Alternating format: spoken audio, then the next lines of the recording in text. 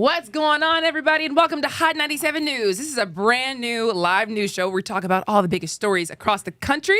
It is Thursday, February 19th. I'm your host, Lana Harris, here with Runzel with 2 N's. What's up? And Million. Grand Risings. Yeah. I Grand Risings. Yeah. freaking hate Grand Risings, and you know this. Hello, my love. My darling, my heart. Grand Risings. Because why can't y'all just say good morning? Because good morning don't sound as good as Grand Rising. Grand Rising sounds like you doing something. Grand Rising sounds like you're trying to do something. Yeah. Calm down. It's the morning. Yeah. You know what I mean? We get it. We like get it. rocks if you say Grand Rising. But you know what? We are starting off the show with something a little special for you guys today. We got a little Black History message from our President of the United States, Donald Trump. Here it is. So happy Black History Month, happy Black History Year, and happy Black History Century. Thank you all. Thank you, Bruce. Thank you. Thank you very much, everybody. We got a whole century. You see how he pointed? Like You. He's a little cultured, man. Yeah. He's just, You. that's black people right there. Happy Black History Century. Century. Everyone. You know what? This is why we start off the show with 1 minute of Black excellence, because Exactly. y'all just be playing on our faces sometimes. Straight You know what? This is the same man who just had Michelle and Barack Obama as monkeys on social media. Flat Now out. you got to say Happy Black History Century. Exactly. And if you thought this 1 minute Black Excellence was going to be about him, it's not. So here is Runzel with 2 N's with today's 1 minute of Black excellence. Yeah. Now, before Hollywood ever thought about diversity, before Tyler Perry was a thing, we had William D. Foster, who created one of the first black-owned film production companies in America. All right, his films featured all-black casts at the time when black actors were largely excluded from mainstream cinema.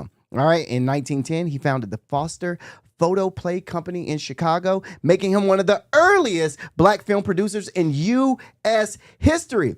And think about the confidence he had. He started a film company when films didn't even have sound. That's like starting a podcast with no microphones. You know what I mean? Now, before Hollywood gave black creators a seat at the table, they built their own table. And then y'all charged them a mission. So this is y'all 1 minute of Black excellence. Shout out to my man, Let's go. William D. Foster. That boy look clean. He do He look looks clean. like that actor, the one who always plays the villain. Who? Dang. The one that always. I wish I would have. The one actor that always plays the villain. Yeah, who's that actor? You talking He about the Tyler does. Perry films? I know y'all know who I'm talking about. Is he always black? play. Yeah. I mean, I'm asking. Oh, you talking about him? Yes. He could be. I mean, he Oh, could be somebody. if I think about it, I'm gonna look during the break One and that tell you always guys. plays So the now you gotta villain. stick Oh, around. I know who you're talking you about. know who I'm talking He about. was on. He was in Friday. He was in next Friday. Not Pinky. You don't know. Pinky. You don't know. Yeah, I do know. I don't think you know who I'm Yes, talking I about. do. Well, He played Pinky in Friday. Let me look at He that. played Pinky next Friday. Friday. Next Friday. Um, I know exactly who you're talking about. Clifton Powell. Clifton Powell. Am I talking about Clifton Powell? Yes, that's exactly who you're talking That's about. not who I'm talking about. Oh, okay. This is not what I'm talking about. I'll find it. You guys stick around after the break. I'll find it. Okay. A lot of news to talk about today. First of all, everybody online finally realizes we might be going to war in Iran. You heard it here first. Boy, when Rhonda, we have a group chat for the news, talk about what news we're going to talk about the next day. He said, man, so we really might be going to war in Iran. I'm like, bro, have you not been listening to me for the past few weeks?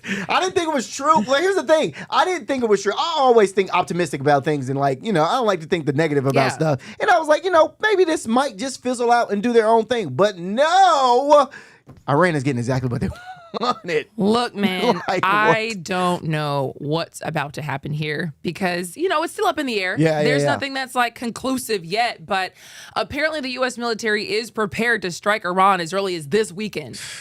So it could happen very soon. Now, Trump said he hasn't made any decision on that yet, but he has convened his top advisors on yesterday, for a meeting about this. And when I heard that, my first thought was like, who, his son-in-law? Yeah. You know what I mean? But actually, yes, it did mean his son-in-law. Yes, no, he was there, Jared Kushner. What? He is just like in it, bro. Why is he everywhere? What is he doing? This man is like just everywhere on behalf of the U.S. He's in Russia. He's in Iran. He's in Israel with Gaza. He's just his Trump's daughter's husband. That's what we're talking about here. And of course, Envoy Steve Witkoff was there. Marco Rubio, the Secretary of State. Other people were there. And the White House officials are saying that Iran is expected to give more details on what they're willing to do here in the negotiations in the next couple of weeks. But these same White House officials wouldn't say whether or not they would attack before that happens or not. So what we've been talking about here is that U.S. officials and Iranian officials have been talking in Switzerland to try to figure all this out. Clearly, that's not going well because they have not been dialing any of this stuff back. This, again, is just an example of the type of armada that we have sent to the Middle East. There are thousands of troops at this point, a couple warships.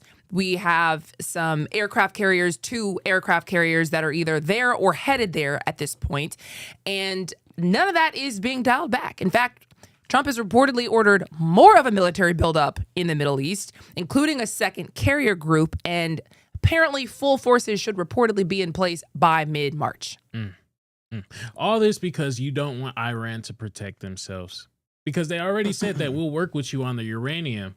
You want the missiles too? Is that what we're talking about here? That's a good question. Okay, so what's on the table right now is the nuclear program. So again, this all started with protesters and Trump saying he was going to go save the protesters. The protests are over. They went anyway with a full armada, and they're saying, we actually now would like you guys to do something about your nuclear program. That was very strange, as we talked about yesterday, because I thought we obliterated their nuclear program last year when we attacked Iran with Israel. We did that so we could obliterate it and never talk about this ever again. We eliminated their nuclear threat. Here we are, not even a year later, with an armada outside of the Middle East, again, because of their nuclear program. So now they're there, and they would like Iran to have 0% enrichment for their uranium, which is what can build a nuclear weapon. 0%.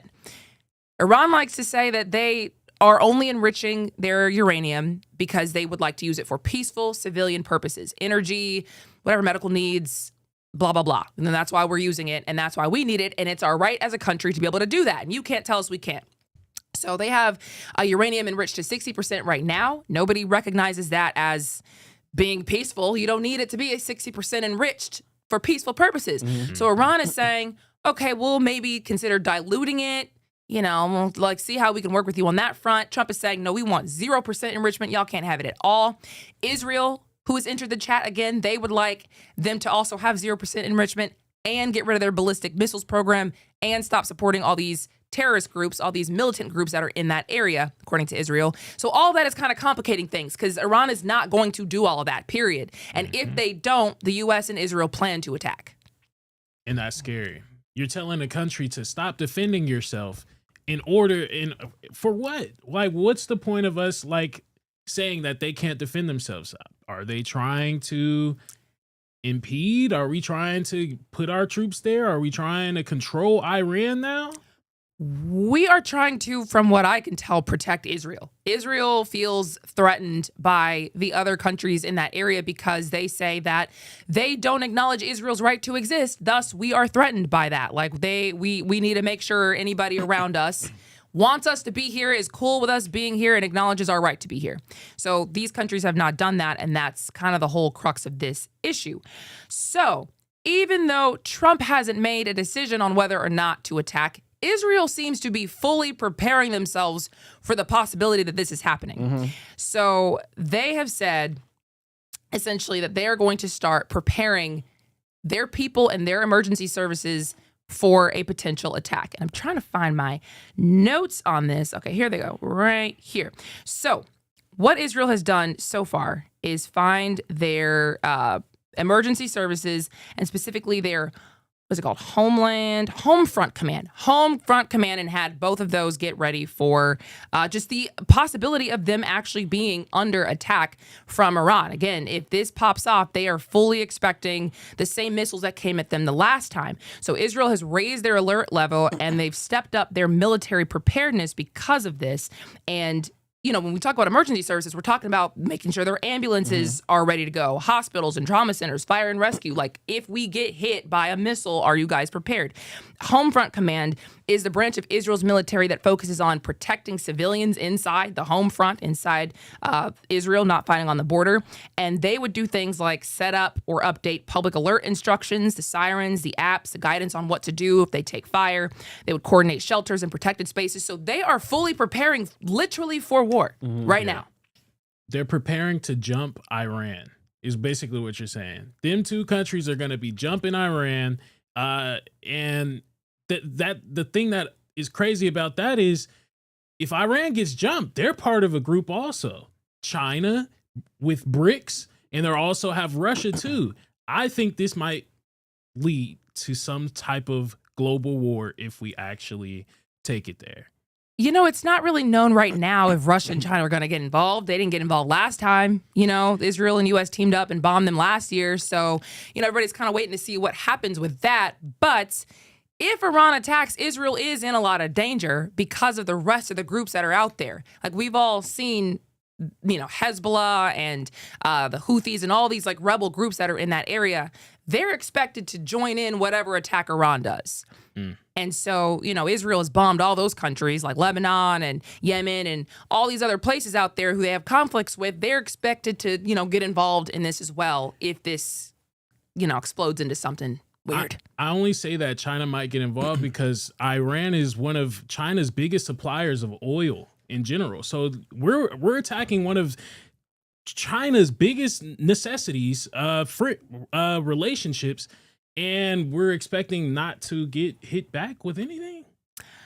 I mean, we did it last year. I don't know. You know what I mean? Yeah. I do not know what these people are planning to do. I have a question. So, do we actually?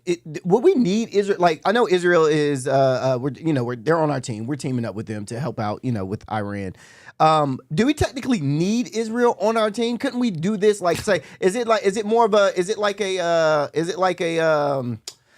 do I say? Like, you know, Israel's like our little brother, and it's like, hey, you want to jump in this fight? I don't want you to get hurt. Like, you know what I mean? Do we need them? They're the big brothers. Oh, they're the big brothers. Well, it depends on who you ask. Okay. It does depend on who you ask.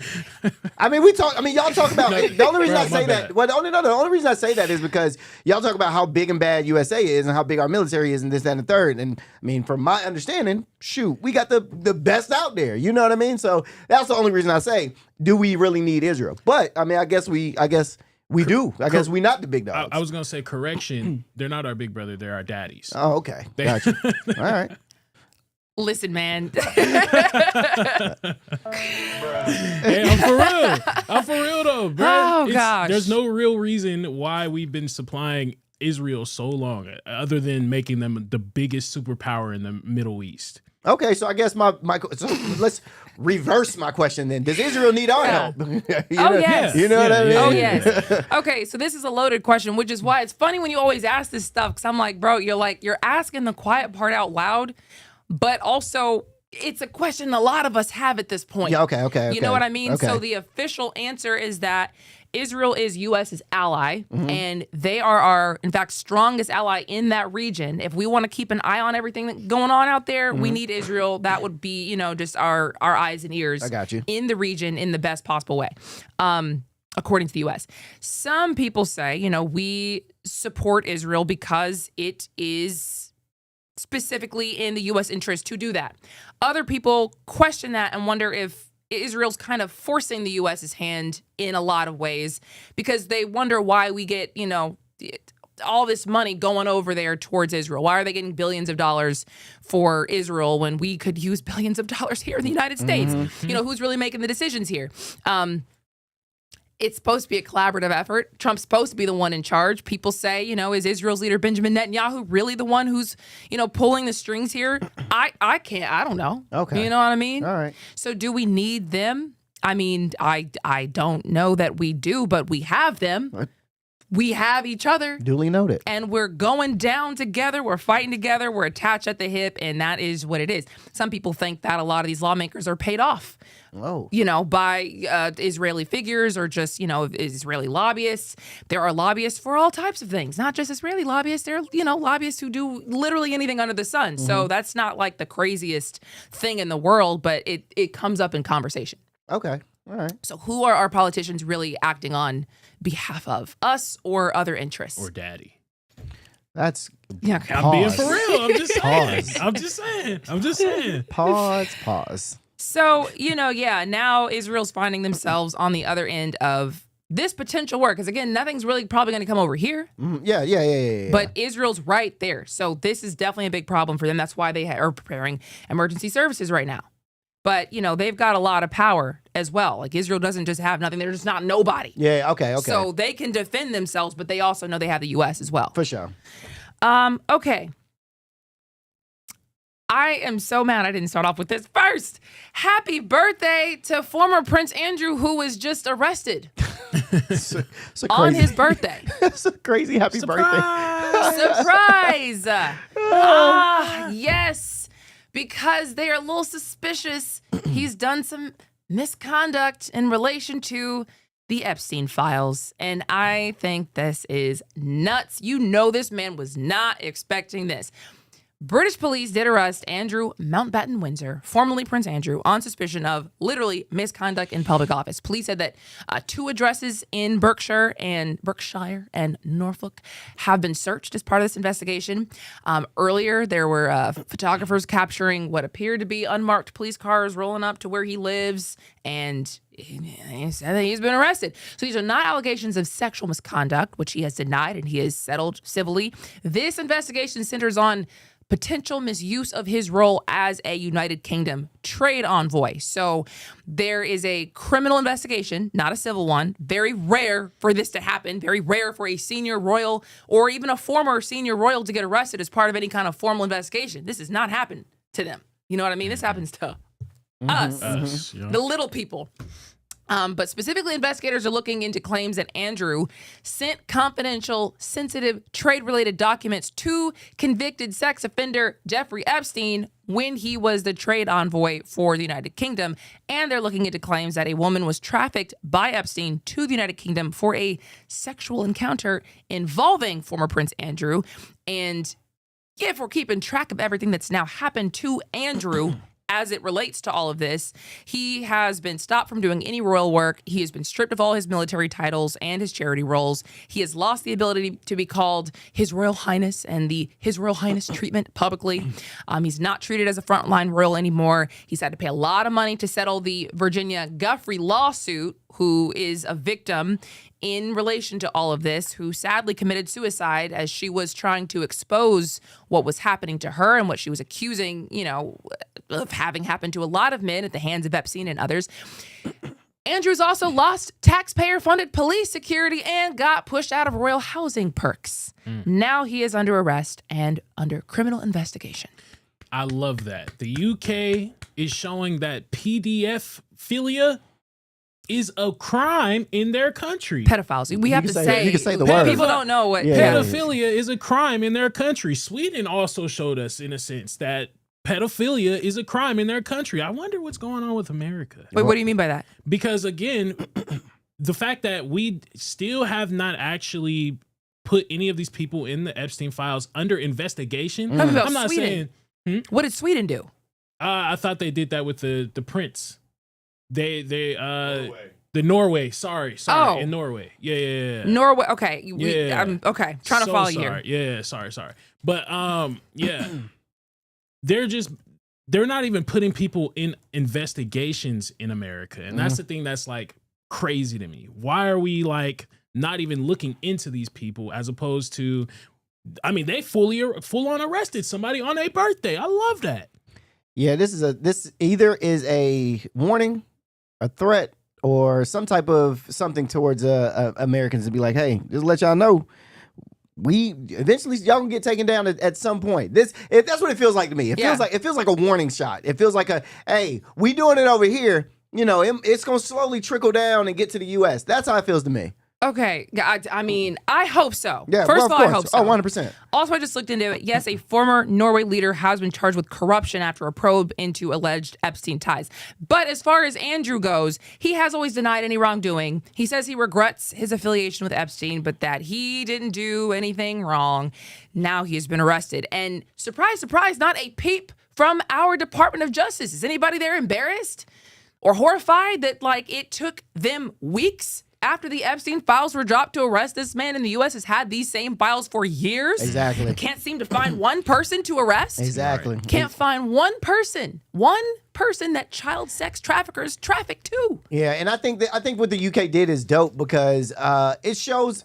I mean, it's an example. Hey, this can be done. You know what I mean? Y'all should be doing this. So here's what we're gonna do. We're gonna set the example. We're gonna set the bar this high, and I think this is what I think. I think that if the U.S. being so and bully and this, that, and the third, they don't never want to be one-upped ever. You know what I mean? They never want to be one-upped. Yeah. So if UK is, arresting people from the Epstein files already, I think U.S. is going. I mean, the UK is arresting people from the Epstein. Did I say that right? Yeah. UK people are arresting people from the Epstein files already. I think the U.S. is going to be like, oh, we got to jump on it. We got to at least get one or two. They can't be the only ones getting arrested. No, we got to show them that we doing stuff too. That's how I feel. Listen, it might happen. The FBI specifically looked into Andrew-related materials in their Epstein investigation, and they didn't see anything wrong. They concluded there wasn't enough evidence to open a criminal probe against him. And actually, reportedly, there was an Andrew-focused probe in the middle of last year, and they cut it. They said, yeah, nope, nothing to see here. To your point, though, Dale, when you was talking about, we see how the UK is doing it, we might act. It's our president that's in the files. Yeah, for sure. That's our number one leader in the files. Who's gonna hold him accountable? You got a point. There have been lawmakers who've called out the allegations against Trump in the files, and it's been very sickening. They're very, very sick allegations here, and they just go untalked about in a real meaningful way. In fact, lawmakers who've gotten to see more than we have, see unredacted files, says, no, there's really sick stuff in here. In fact, Republican lawmaker Lauren Boebert, who once said she didn't give a rip about the Epstein files, is now saying, she has seen terrifying language in the Epstein files, emails about torture, frequent talk about consumption, a restaurant called The Cannibal. The women around Epstein were deeply involved in trafficking children, she says. Sick, sick people. Remember, they've seen unredacted files. This was a couple of days after they were finally able to see those. You also had Republican lawmaker Nancy Mace say on Piers Morgan's show, you would be shocked at some of the names that I have seen come across the DOJ in emails that the DOJ is protecting, in her words. She said people on both sides of the aisle. She said people who are famous, people who are rich, people in power, prime ministers, former presidents, media personalities. I mean, we don't even know how extensive that is. They dropped all those names, remember, the other day. Oh, yeah. And they were like, oh, well, this includes people who have nothing to do with this, too. It's like, bro, who are y'all protecting right now? It's insane at this point.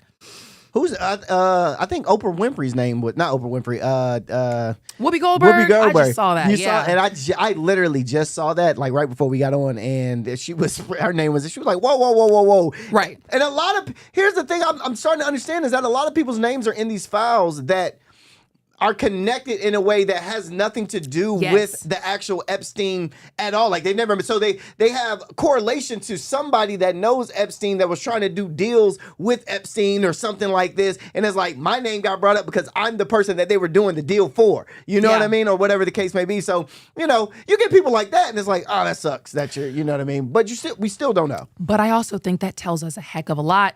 Russell Wilson was also named and immediately said, just like Whoopi Goldberg, this is what this is about. If Lana Harris's name popped up, I'm 1,000%. telling you the second later. Come on now. This is why nothing to see here. I am innocent. It's the silence for me. Mm-hmm. I also think it's a strategy from the DOJ to release all those names so they could dilute it. So now they can say, oh, yeah, see, we got all these people's names in it and they're not related. Then you correlate that to Trump, too. That's what they're trying to do. It's crazy because there's no reason why if I'm just making a sale or didn't even get a sale. I just went and consulted, heard about you selling a jet, and I'm in the Epstein files. Like, that is crazy to me. It doesn't make any sense. It does not make any sense how they're rolling it out. And it seems like people on both sides of the aisle at this point are saying this looks very freaking fishy. And this, to me, is the definition of a cover-up. Mm-hmm. Because you guys are quite literally covering it up. People are going down in other countries after they release these files. We've been sitting on this for years. It's insane. I mean, all right. So now we have at least a former prince who has been arrested in relation to this, and we'll see how that goes and what that ends up spiraling into and what the DOJ says about it. Again, last year they dropped that probe into Andrew-specific investigations. Nothing to see here. Did they find something that we don't know about? Like Right. what? Like What's- what yeah, just happened? yeah, what- What do you mean? Yeah. All right. This one is definitely going to pour into the next half hour because this is crazy. This is crazy. Trump administration is now letting ICE detain refugees. Refugees are here so that they can flee whatever the situation they are seeking refuge from. Literally in the name. And these people are vetted heavily. So there's a Department of Homeland Security memo that apparently is going around right now, and it expands ICE's authority to detain refugees 1 year after U.S. entry for revetting, and basically requires them to be detained if they haven't applied for permanent residency. So that reverses a policy that was in place before that said they didn't have to be detained for the crime of not filling out paperwork, because we already went through the process of seeing, you know, that they're here, who they are, they're fine. And refugees go through one of the longest background check processes of any group entering the country. They have multiple interviews. They get fingerprinted, biometrics done on them, security checks through U.S. intelligence. You have the DHS, the FBI, the State Department, a lot of people looking into these refugees to make sure that they are not anybody crazy. They are who they say they are, and it could take months. It could take up to a year. They're vetted. Yeah. So the fact that these people who just haven't gotten a green card yet are possibly going to be detained makes you wonder, why are you trying to beef up the numbers of how many people you're detaining? Turns out the government is paying a lot of freaking money to private companies to hold all of these illegal immigrants, or now refugees, in their facilities. So that is what we're going to talk about. You literally will not believe what we're going to tell you after the break. Don't go anywhere. We have a lot more for you.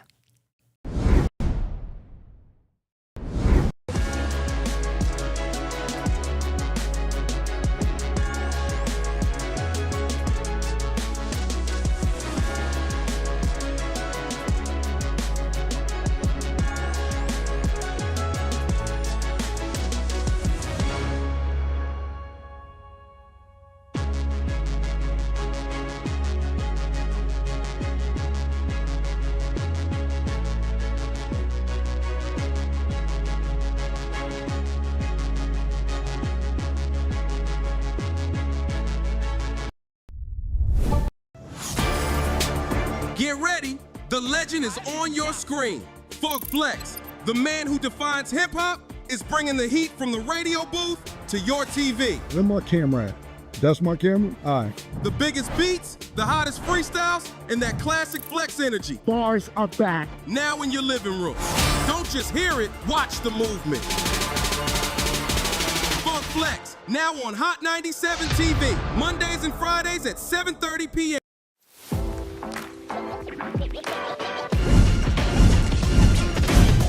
Welcome to Hot 97 News Atlanta. Here with Rondell with 2 N's. What they do? Give it up to you. And Million. Hey, the fact that this is a reality. Brand new live news show. I'm your host, Lana Harris. There is so much going on in this country and in this world. Civil unrest. Nobody's gonna trust that. Any of This the sounds, like I reports said, it sounds good. Yeah. It does sound beneficial.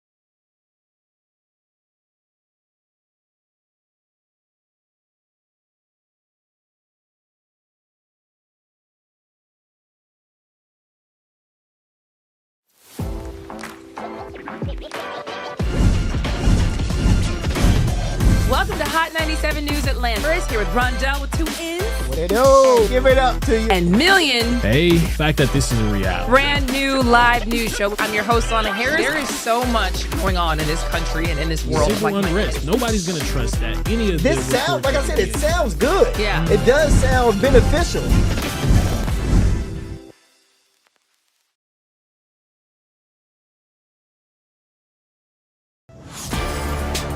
Get ready, the legend is on your screen. Funk Flex, the man who defines hip-hop, is bringing the heat from the radio booth to your TV. Where my camera at? That's my camera? All right. The biggest beats, the hottest freestyles, and that classic flex energy. Bars are back. Now in your living room. Don't just hear it, watch the movement. Funk Flex, now on Hot 97 TV, Mondays and Fridays at 7:30 p.m.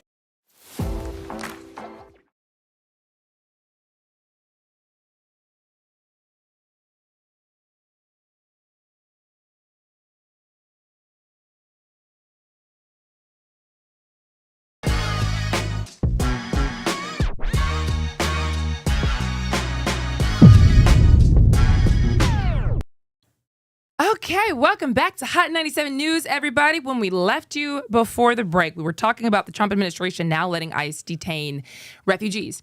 And again, I make me wonder, at least, why are they trying to stack all these people in? These aren't security threats, and the government can't even afford to keep up just the crumbling, disgusting jails for U.S. citizens. So where are they going to put them all? So yes, turns out they are paying private companies to hold these people, and these private companies, I've seen reported, could get anywhere from $100 up to over $400 per inmate per day. So let's say the budgeted amount for one inmate in one facility is $224. That is over $1,500 a week for one inmate. One inmate.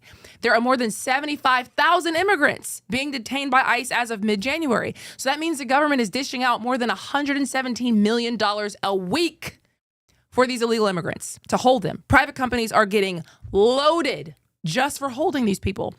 So why is the government now changing the rules to let ICE detain refugees? Some of the most vetted people in the country. You tell me. What? You tell me. Now, don't murder me when I say this. Okay. What delegates a private company? Because I got a garage that's pretty big, and you know, it can hold about 10, 15 people. You know what I'm saying? It can hold about 10, 15 people. You know what I'm saying? That's a lot of money. Whoa. That's your first thought. Listen, that's a lot of money for Let me get a piece. Boy. That's a lot Boy. Listen, I'm not holding them because they're criminals. They just held until they can get their proper paperwork. Oh. You get what I'm saying? Oh, okay. This is different from ICE. Is it? This is different from ICE Oh, now. okay. It's a little different from ICE. Crazy. Y'all gotta come with me on this one now. Y'all can't. we cannot. Y'all can't knock me over the head for me thinking like that, bruh. $400 per person Per day. per day. Come on now, big dog. Can I be an investor? See? See? I know I'm not Let me crazy. stop. I know I'm not Let me crazy. stop. That is wild. So it is. No, that's funny. Apparently, they want to put these people in warehouses now too. ICE has quietly been just buying up warehouses to turn them into detention facilities. In fact, there was a document released on Friday that shows the Trump administration said they plan to spend $38.3 billion to boost detention capacity to 92,600 beds. Wow. So obviously you have to have people Yeah. in them if you're planning to do all of this stuff, which means that, maybe I should just tack the refugees on here and pump money into these people's pockets who are holding them. That's wild. They're reportedly planning for 8 large-scale detention centers capable of housing 7,000 to 10,000 detainees for periods averaging less than like 60 days, couple months, 2 months. 7,000 to 10,000. So just for kicks, I looked it up. I'm like, take Atlanta. Take the Fulton County Jail in Atlanta, which is under investigation right now for terrible conditions. They hold just over 1,000. 1,000. It's overcrowded, so they've got like almost 3,000 people packed into there. But this facility is for 7,000 to 10,000 detainees. So that's a lot of people crammed into a warehouse. Yeah. And people are getting paid big money just to have them there. So that's where it's like, it's one thing to have an immigration push and try to get all these illegal immigrants off the street. But if you're going to have, we're paying a lot of money to make this happen. Yeah. It's one thing to get him out the country immediately. Hey, man, you are a murderer and you weren't supposed to be here. So bye, we're kicking you out of the country. You got to exchange a couple mil Yeah. before that happens. That is crazy. Bro. So are these detainees facilities? Are they just holding facilities essentially? Correct. They're just holding. So Yeah. none of the refugees are in trouble by any means. So they're in trouble in the sense of they're going to be kicked back to their countries. If they don't get the proper paperwork in time.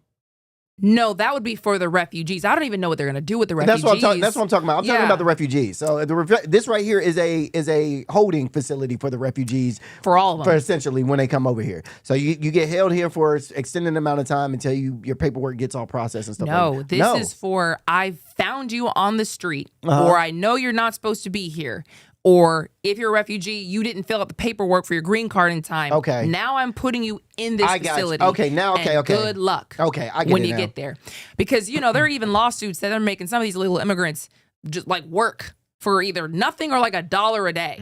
And it's supposed to be voluntary. They feel like they should be getting paid more money, but there are active lawsuits that these companies are treating them terribly.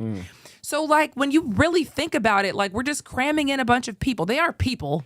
You know what I mean? Yeah, there are a lot of them who are criminals, hard criminals, and it's like, what happens to you, I really don't care about. If you murdered somebody, if you did something, egregious to somebody, good on you. But some of these people really are just here because they're here and they were working and now they're getting treated in the same way as a murderer. You know what I mean? That's where it's like, bro, and people are getting paid big money for it.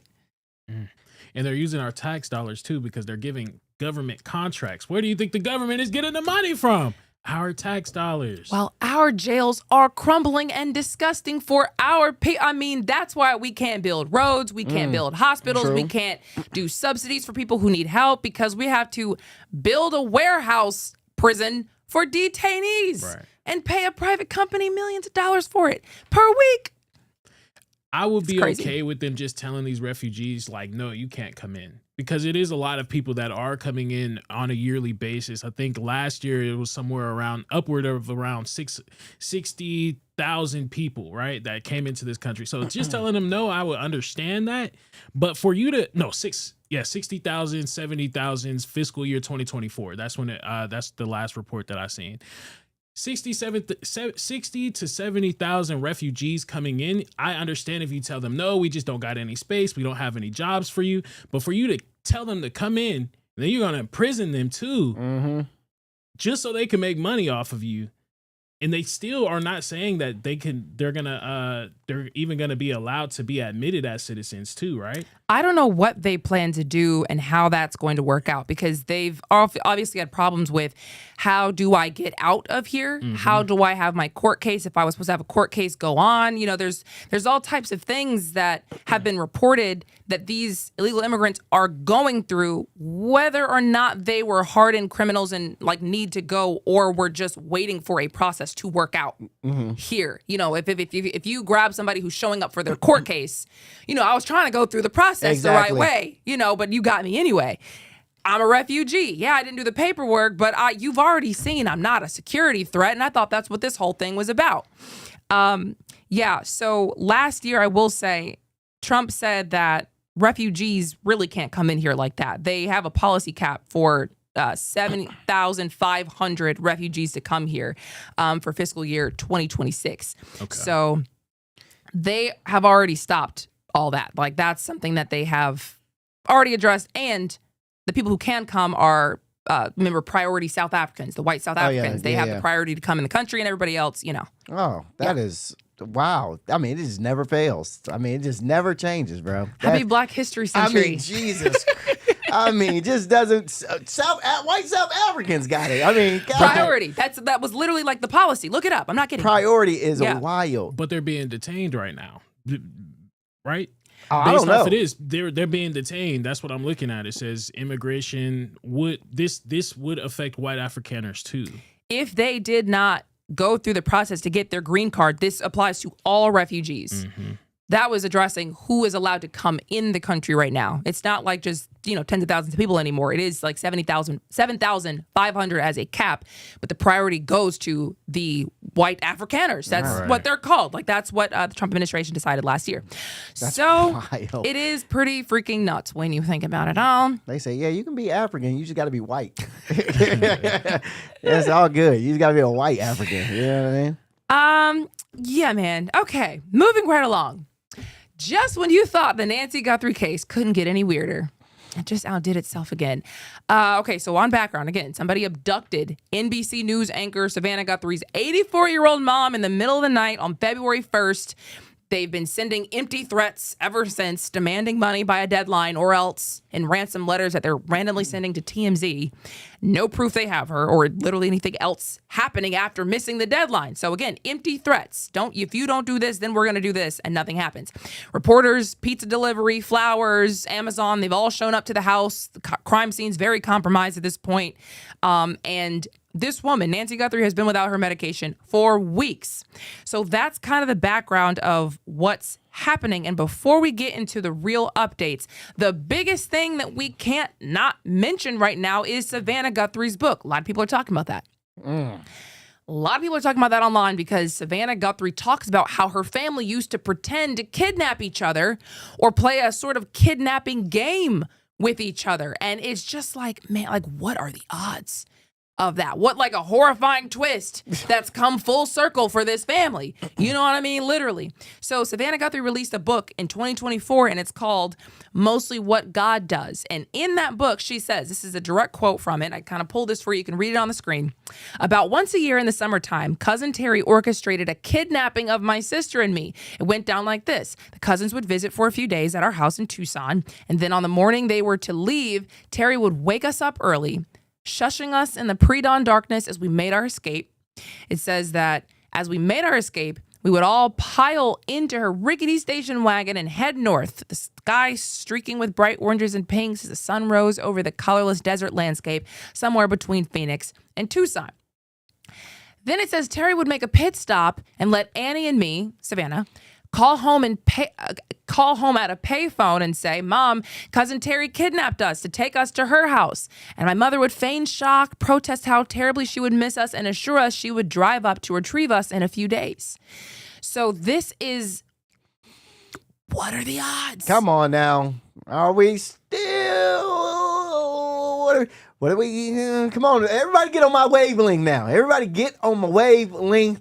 Finally, I'm not going to say it, but just get on my wavelength. Get on my wavelength.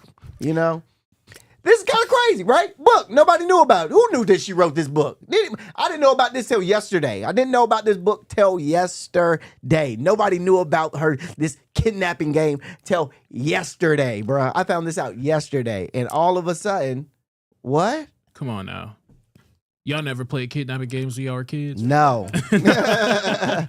Never. Look, man, I don't know what to think because her family has been ruled out as suspects. All the way. You know what I mean? Like, they are all victims. I would be horrified. I mean, I would be literally digging up my mom's house if my mom went missing, as you said. I would be trying to investigate myself. You know what I mean? Like, just like not sleeping. But, you know, you hear some of these details and it's a kidnapping game and your mom later on people don't just get kidnapped. Nah. What are the odds? Yeah. Mm-hmm. Yeah. This is a weird coincidence is all we're saying. It's just a weird coincidence that this book, this was written in 2024, is now 2026. Who knows what really is going on? And that's the crappy part about this whole thing is that we really don't know what the truth is. And, you know, God will reveal the truth eventually, 100%. But at the end of the day, the odds are just looking against, you know, the family more and more. I'm just like, hey, man, this is not looking good, is what I'm saying. It's just not looking good, you know? It looks how it looks. And that what it looked like is... It looks how it looks. That's all I'm saying. We all know that this looks how it looks. You know what I mean? But again, authorities have said the family has been fully cooperative and they should be treated as victims, not suspects. Because again, like they are going through what is probably a horrifying time. Also, I can tell you that the reward money is now over $200,000. Oh, they moved it up. An anonymous donation came in of $100,000. Stop playing. So now it is over $200,000. Somebody anonymously donated $100,000. Yeah. Yeah, I don't think this is weird by any means, man. It's weird. It's weird. I thought it was weird in the beginning when the reward money for information was $2,500. Well, exactly. That was strange. Well, you know why it was that, and now I'm starting to understand this plot a little bit more. Mm-hmm. And again, I like to say now I'm getting in my news bag, so I like to say okay. this is just me talking. Okay, Uh-huh. I'm just talking. that 2,500 was 2,500, right? 2,500. It was, yeah. Yep. That was 2,500? what was at first. So that 2,500 was only a reward because they thought that somebody was gonna pay that bit to whoever who is, the kidnapper fast. So they, 2,500 was like, all right, well, we just throw that out there because we're gonna get this Bitcoin paid real quick. Now it's like, all right, man, they not biting. So I see what you're saying. You get what I'm saying? I'm saying it without saying it. You dig what I'm saying? What you're trying to say is you feel like there's a chance that whoever kidnapped this woman thought it was going to happen so fast. That 2,500 was that, boom. we'll find it. Because really what happens is like the sheriff's department will put up like 2,500. Yeah. So I'm sure even they thought maybe it's going to go. We're going to find this person. Immediately. No, 100%. And you're thinking maybe they thought, who's to say? Who's to say? Who's to say? Who is to say? But yes, so now it's over $200,000. And investigators are also in contact with Mexican authorities to see if she's been taken over the border, which I would have imagined they would have already been in contact with Mexican authorities. But, now they say they're doing that. And they're also looking into using genealogy research to try to find a suspect. That is interesting. Okay, there was no DNA match on the glove that was found 2 miles from Nancy's home. Remember, they said that glove looked just like the one that the suspect was seen wearing in that video. And the idea here is that, the suspect took off the gloves with all the evidence and just tossed it out the window, and there's one of them. They claim they have found 2 gloves. Wouldn't say where they found the second one or anything about the second one, honestly. But this one they said they have run. The sheriff's department ran it. The FBI ran it through their databases. It did not come up with a suspect match. So the sheriff said they could try genealogy research. And what that means is that they're going to take DNA from the glove they found. They're going to upload it into a public ancestry-style database where people submit their DNA to find relatives, like GED match or family tree DNA, and then they're going to look for partial matches like distant cousins or literally anybody and build a family tree from those relatives and then narrow it down to a specific person who fits the description, a male in Arizona who's the right age and fits the timeline. So imagine literally your whole family line is exposed as they're looking for you.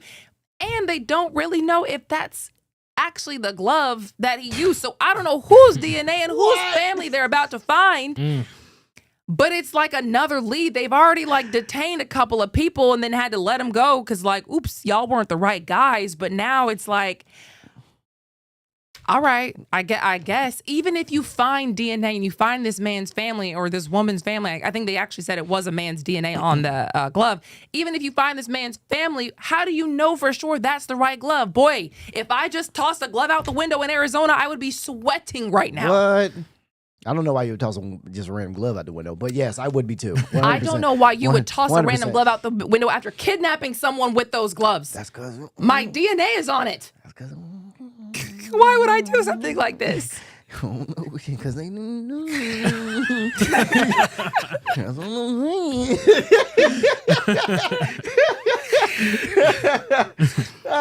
ain't finna get me. I don't know. Whole situation is very strange. And again, my heart goes out to this freaking family. Yeah. Who is standing by? Imagine these are the developments and this is your mom missing. And you're watching all this go down like the rest of us and it looks how it looks. Yeah, it don't look good.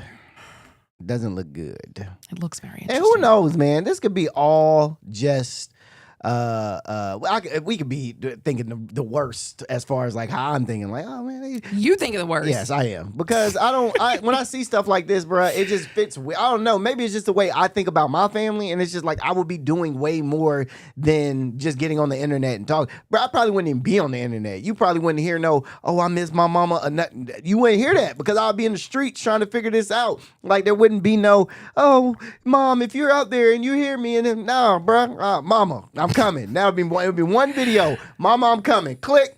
That's it. And after that, I'm off the internet. We going to figure this out. Or I would have paid the initial ransom right from the get-go. I mean, they were asking for a lot, but I would have scraped every bank account, $6 million, pulled out any loan, whatever it was, to get my mom back out. For sure. There. At that point, they didn't know whether or not this person really had her. They'd given Fair. no proof. They said, if you are out there with my mom. Just give me proof. Then they said the next day or a couple days later, hey, we're willing to pay. We get it. We understand. You know, they dropped 3 videos. The FBI comes out and says, I don't know who they're talking to because we don't know that they've had any extra communication with these guys. But, you know, okay, they're willing to pay. We just need proof. Why would you kidnap somebody and not give any proof that you have them if you want the money? You just keep sending TMZ ransom letters with empty threats? Empty. Because again, we're way past the deadline at this point. Way past the deadline for something bad is going to happen. They haven't spelled out what they said was going to happen. And I'm glad they didn't because I don't want to make this whole thing into some like big old drama. But yeah, they have not done anything from what I can tell. Now, here's another theory I just had in my head. Oh my God. No, listen. Y'all got to listen to my theories, bro, okay? What if, again, this is just me. What if Nancy's probably somewhere just kicking it and she the one that's sending all these notes and stuff? And she just kicking it somewhere, probably feet up with her little boyfriend. Because, you know, her husband died. So, you know, she's somewhere. Yeah, he died in 1988. So it's like, you know, what if she out somewhere just kicking it like, hey, send me X, Y, and Z, boom, boom, boom, boom, boom. And she somewhere kicking it. That would be crazy. Wow, right? Hey, we ain't think about that. But then that would in order for that to be accurate, I mean, she would like literally have to hate her family to do that. I was literally thinking you would have to hate your family. We don't know. That would explain the lack of empathy in the videos that we've been seeing with her family. Her family probably didn't. Yeah, it's a let lie. me stop messing with you, bro. No.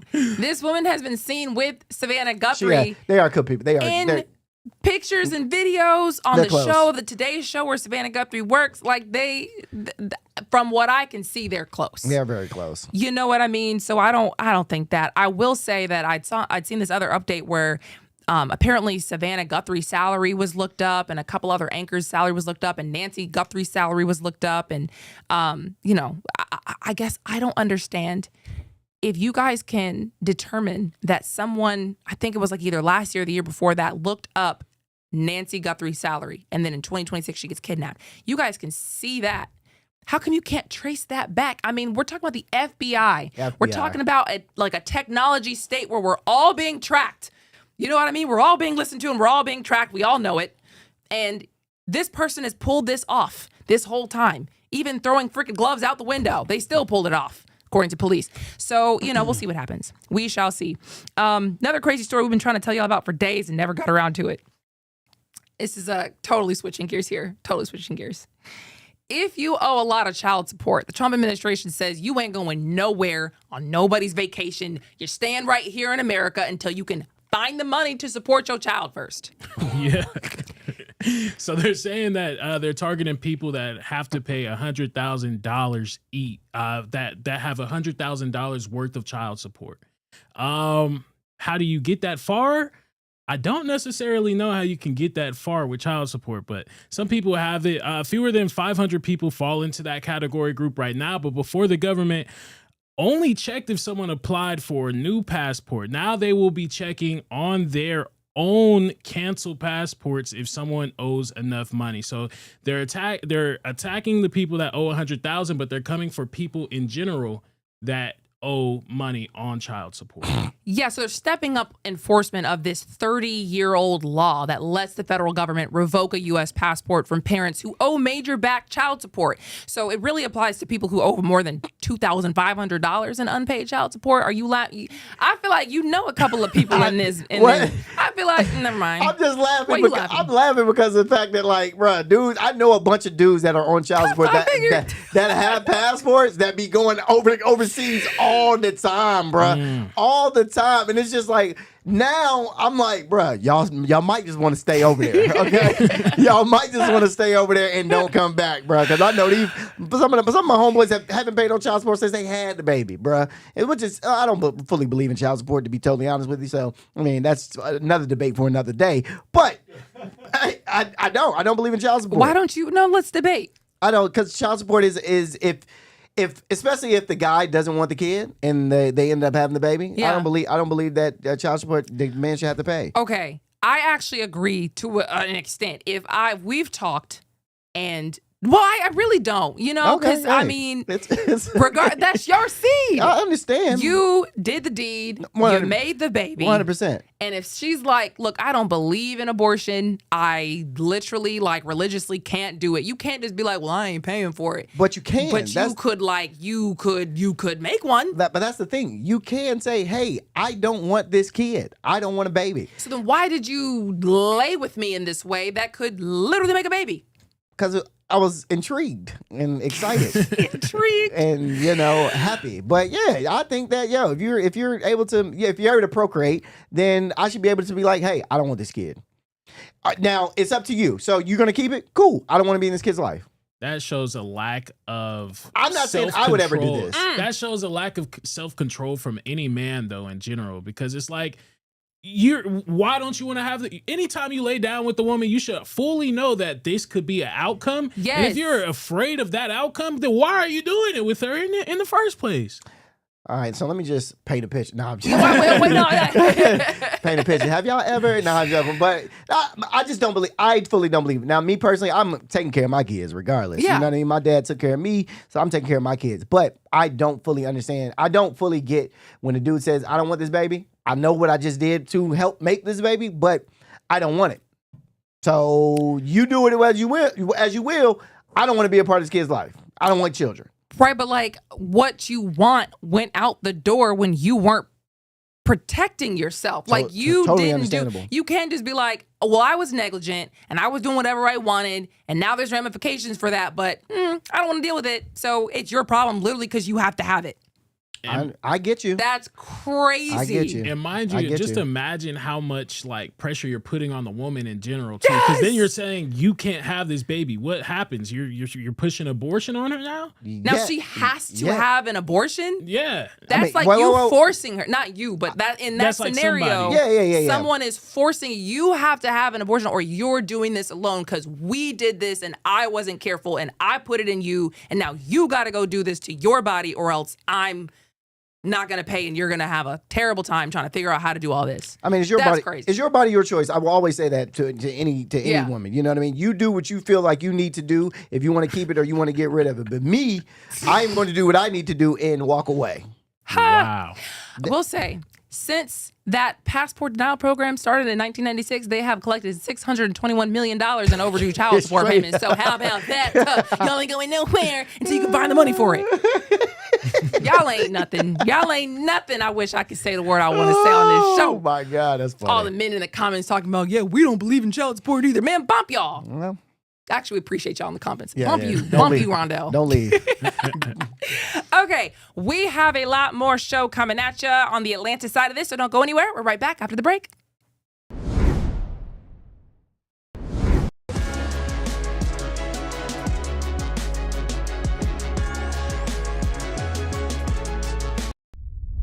A major move today. Hot 97 is expanding. Hot 97 has launched a full streaming television channel. Hot 97 is no longer just a radio station, it's now a streaming network.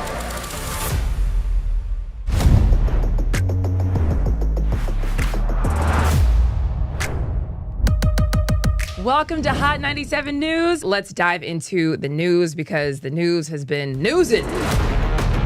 Hot 97 Mornings with Merrill. We got Shiny Culture in the building. Nia Bell in the building. Good morning. And DJ Cass One. You know what it is. You know how I get down with the Funk Flex energy, baby. Let's get it, Flex. Nobody don't want no smoke. Wow, it got spicy real fast. Here for it all. We're here for it all. That's Let's it. go. Mariah Carey takeover. The people made it happen. Yeah. I'm coming around to all the classrooms and we turning up. Good morning, students. My name is Wale. Aren't you supposed to be in class? Where are you supposed to be? Oh, man, you supposed to be in class, man.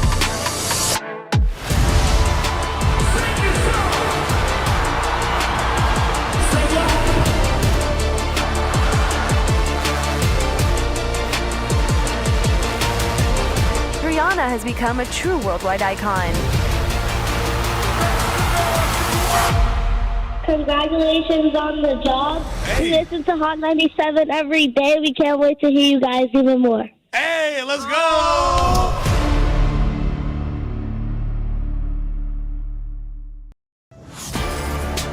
Get ready.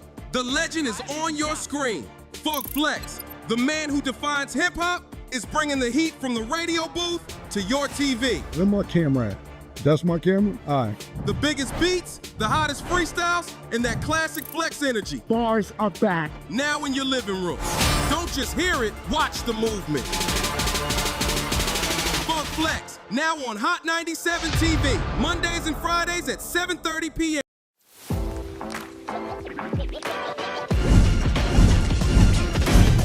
Welcome to Hot 97 News Atlanta. First, here with Rondell with 2 N's. What it do? Give it up to you. And Million. Hey, the fact that this is a reality. Brand new live news show. I'm your host, Lana Harris. There is so much going on in this country and in this world. Civil unrest. Nobody's going to trust that. Any of This sounds, like I said, it sounds good. Yeah. It does sound beneficial.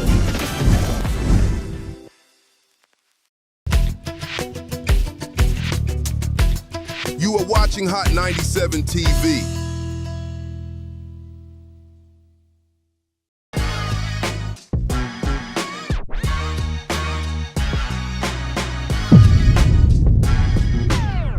What's up, Atlanta, and welcome to Hot 97 News Atlanta. This is a brand new live news show where we talk about all the biggest stories in the city. It is Thursday, February 19th. I'm your host, Lana Harris, here with Ronzel with 2 N's. What's happening? And Million. What it do? And it is Black History Month, baby. That's why we got our fists up. Come on You now. already know. Hello. Baby. What's happening? And so here is Ronzel with 2 N's with your 1 minute of Black excellence. Yes. Now today is something special because this 1 minute of Black excellence goes out to the one and only Michael, Mr. Magic Barney, the man behind the Atlanta's most legendary strip club, Magic City. Yeah, baby. Mr. Magic didn't invent the strip club, but he figured out how to revolutionize it. We're talking about a place where hip hop records don't just get played, they get tested. If your song works at Magic City, congratulations, you got a hit. If you don't, back to the studio, my boy. You know what I mean? And let's be honest, Magic City isn't just a strip club. It's a place to network, a place to get some good food, and a place to pay a couple people's rent. You know what I mean? Mr. Magic built a landmark, a staple here in Atlanta. And that, my friend, is Black ownership with a side of booty cheeks. And that is your 1 minute of Black excellence. Right on, brother. Right on. For the cause. Shout for the out, people. Mr. Magic, man. For the people. For the people. You ain't like that one? For the people. Damn. I would like to humbly apologize You didn't like Mr. Magic? for tarnishing the good name of the 1 minute of Black excellence No! segment with Magic City. Are you serious? That is a great 1 minute of Black. And Mr. Magic is an excellent man. Whilst I have heard that they have great wings They got great food. at Magic City, this is not the point. A 1 minute of Black excellence. I did not know. I did not know he was about to do that for real. And I was wondering why you changed it. This one. So look, 1 minute. Wow. The 1 minute of Black excellence is for Black excellence. Mr. Magic has made Black excellence within the Black community when it comes to strip club culture. You cannot deny that. Okay. You're not lying, though. Magic's- And imagine, like, he's really boosted economies, too. 100%. My God. He's boosted Atlanta's economy with putting it in the. That's a major staple. Oh my God. Rappers come here all the time. The first place they go into is where? Magic. Magic City. Okay. Dang, Shout out to that's Mr. crazy. Magic, man. Magic City, baby. Shout out to Juju, Magic City, everybody over there. Wow, We had a different character that we talked about earlier for the 1 minute of Black excellence in the national version of this show. If you've been watching, you know, you know. Yeah. I don't know if we still have the picture, but I can now tell you the person I thought he looked like. Does that not kind of look like Delroy Lindo? It does. Look him up. It does. Kinda. It does. Kind of has the bottom I of could his face. see it. I Look could at see Delroy Lindo and imagine him in a hat. Look at it. Look. That is Look. okay. Yeah. Look. I could see it. You I can see it. We just pulled it up. You guys can't see what we can see. But yeah, man. He's one of my favorite actors in Crooklyn. Crooklyn is my favorite movie of all time. So yeah, that's why I got introduced to Delroy. Y'all know nothing about Crooklyn. I know something about Sinners. Shout out to Sinners. He was in Sinners. He was in Sinners. Okay, so let's hop into the news, shall we? So first and foremost, our president, President Trump had a wonderful meeting where he was, doing this for Black History Month. It was a nice little Black History showing. In fact, he wished everybody a happy Black History Century. Why don't we play that? Just so I'm not lying. So happy Black History Month, happy Black History Year, and happy Black History Century. Thank you all. Thank you, Bruce. Thank you. Thank you very much, everybody. Thank you, Bruce. Thank you, Bruce. He just be saying something sounds good. Yeah. I wonder if he was pointing at Bruce. Thank you, Bruce. Yeah. Oh, man. Sorry. Yeah. So at that event, he was basically talking about like how much he's done for the Black community, the money that he's given to HBCUs. Yes. Some people argue that he ain't really give that much compared to other presidents, but hey, he gave some money out. But the thing that's been going viral is this grandmother that was like really hype about Trump, and it was odd. Was it? I love him. I don't want to hear nothing you got to say about that racist stuff. And don't be looking at me on the news hating on me because I'm standing up for somebody that deserves to be standing up for. Get off the man's back. Let him do his job. He's doing the right thing. Back up off of him. And Grandma said it. No, y'all don't get her off stage. She said, don't talk about me on the news. She's literally talking about y'all. Man, y'all don't get her off stage. Yeah, so that's Grandma Felicia Cook. What do y'all think about that? Like, should Black people be this like hype about DT? Well, one of her grandkids should have definitely grabbed her and be like, Grandma, no, Grandma, we're not doing this today, Grandma. We're not doing this today. Oh, man. After I heard Happy Black History Year and Happy Black History Century, I'd have been like, all right, he's playing games. Yeah. He don't even deserve this level of, fervor. At the same time, man, if you love Trump, that's great. That's great. You got to find somebody who's going to support you in that moment, and they found the right one. Do you remember those two Black women who were on the campaign trail shucking and jiving and it was like cinnamon and sugar or whatever their names were? 100% remember them. So they, I guess they've retired, and he found him another one. Yeah, I mean, I love the fact that Black people are showing that we can, be on the right side. We don't always have to be on the left. Look, I respect that. It's just, I don't know if she's actually informed enough. To be that gung-ho over Trump is crazy to me after everything that he's been doing. That gung-ho over literally any of our politicians at that point is crazy. Amen. We just saw this man in the Epstein files. Come on now, bruh. What are we talking about? She probably ain't read. She probably don't even know what the Epstein files is. She probably think he's so cool and, Trump is so amazing. He love Black people. She ain't read none of them files. To put the cherry on top, Trump said he would endorse her if she ran for office. Now, let's just stop right there. All right? Y'all are about to stop playing on our tops, okay? Y'all are about to stop playing with our emotions and playing with us like we stupid. What in the world would make you think that anyone would vote for her? Just out of curiosity. She said y'all need to stand up for somebody that need to be stand up for. Do we know why she was there? Who is she to Trump? That's a really good question, because maybe there's a reason why she's just down for the cause. She was his nanny. That's not true. I'm joking. There's no real correlation that I've seen online. The only thing that I have seen is that her grandson actually passed away because he was murdered. So that, for some reason, people have been throwing that around in the willy-nilly, but she was there. A lot of other Black supporters was there, and they was talking a lot about how Trump has helped the Black community out. What's her name? Felicia Cook, I believe. There's no way that's not connected somehow. Yeah, if they're throwing around that her grandson was killed, that's a very thing to randomly say. She lost her grandson to gun violence in 2017, and she's defending Trump.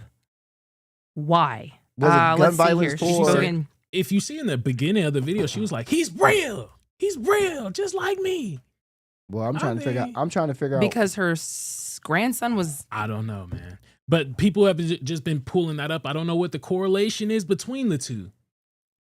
Is her, Okay. Yeah, is her son, was her grandson killed by a police officer or something? Did Or Trump was do it- something the- to help her out, like yeah. with the investigation? So she was No. just Shotty was just there. Florisha Cook, that's her name. Yes. Right? Yes. Okay, I'm asking if her grandson was killed. Yeah, Florisha- Was Florisha Cook's grandson killed and helped in any way Miss by Florisha. Trump? Let's just see. There's just no way. Now she was just there randomly, just kicking Because it. her grandson was killed, and Yeah. now she's like a big Trump supporter who's very gun rights. Like the typically, the right is very much gun rights, NRA, central. So there's got to be more to the story. There's no way there's no one. But that's great. In the meantime, Trump was talking about Atlanta at this same event, and actually he was talking about sending the National Guard to Atlanta during these remarks at the White House in this event. And here's what he said. Atlanta, we could take care of Atlanta. I'll tell you what, you ought to get them to call me. We could take care of Atlanta so fast. Don't forget, we move people out. We don't just go in and, be tough guys. We move people out. We take career criminals and we get them out. We bring them back to the country from where they came. The National Guard in Atlanta would be scary. I don't think Atlanta is ready for something like that. What they need a National Guard for full of scammers? It ain't nothing but scammers in Atlanta. Why you don't need no National Guard for folks that scam all the time, bro. We ain't doing nothing but just taking money for real. Like, hey, don't be coming out here trying to mess up work, man. To be fair, though, it is scammers and drug dealers because we've been reporting on a lot of these illegal immigrants that have been pushing real weight out in Atlanta.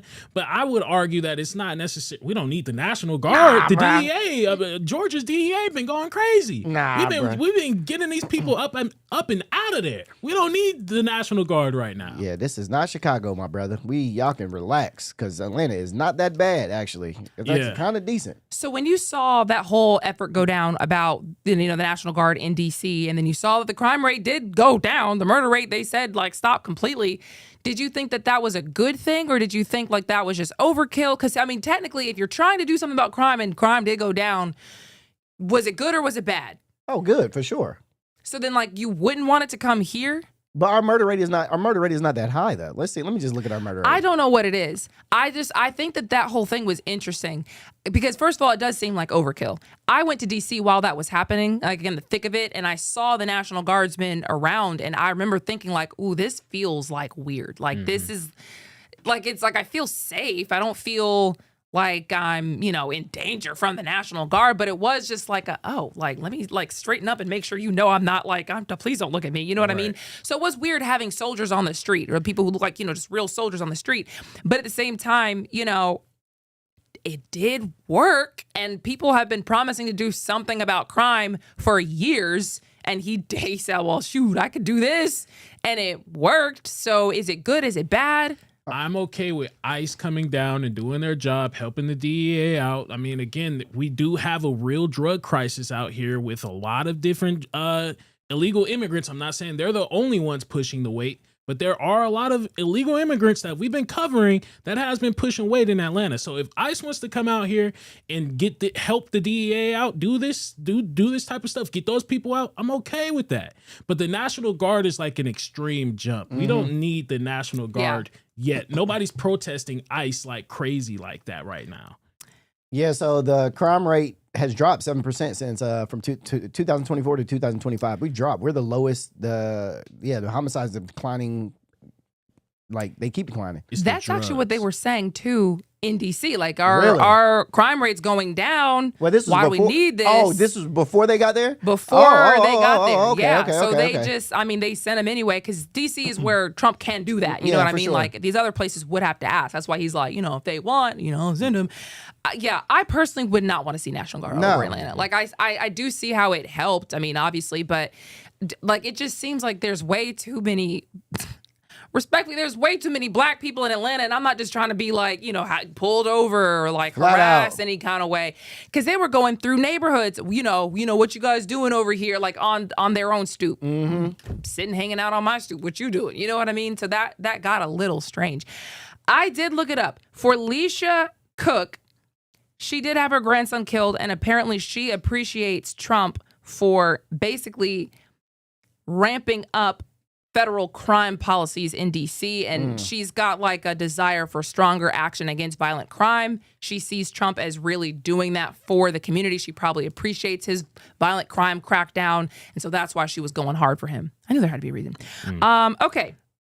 Real quick though, I did want to say Trump will be in Rome, Georgia today. Oh, yeah, he's going out there to support one of the candidates that's running for Marjorie Taylor Greene's seat. Yes. What Okay. time? Yeah. Wow. You know what time? Because that's the road's gonna be crazy. Oh, that's true. Oh, that's true. Crazy. Because they got to shut it down. They got to shut down the entire interstate for him to come through, bro. Is he landing at Hartsville Jackson? Yeah. Rome. I mean, he gonna drive from there to Rome. Well, I don't know if there was like a, Oh, it might. Well, his airport. I don't know where they can go. I think his plane is too big to land any airports up there. Yeah, up in Rome. So.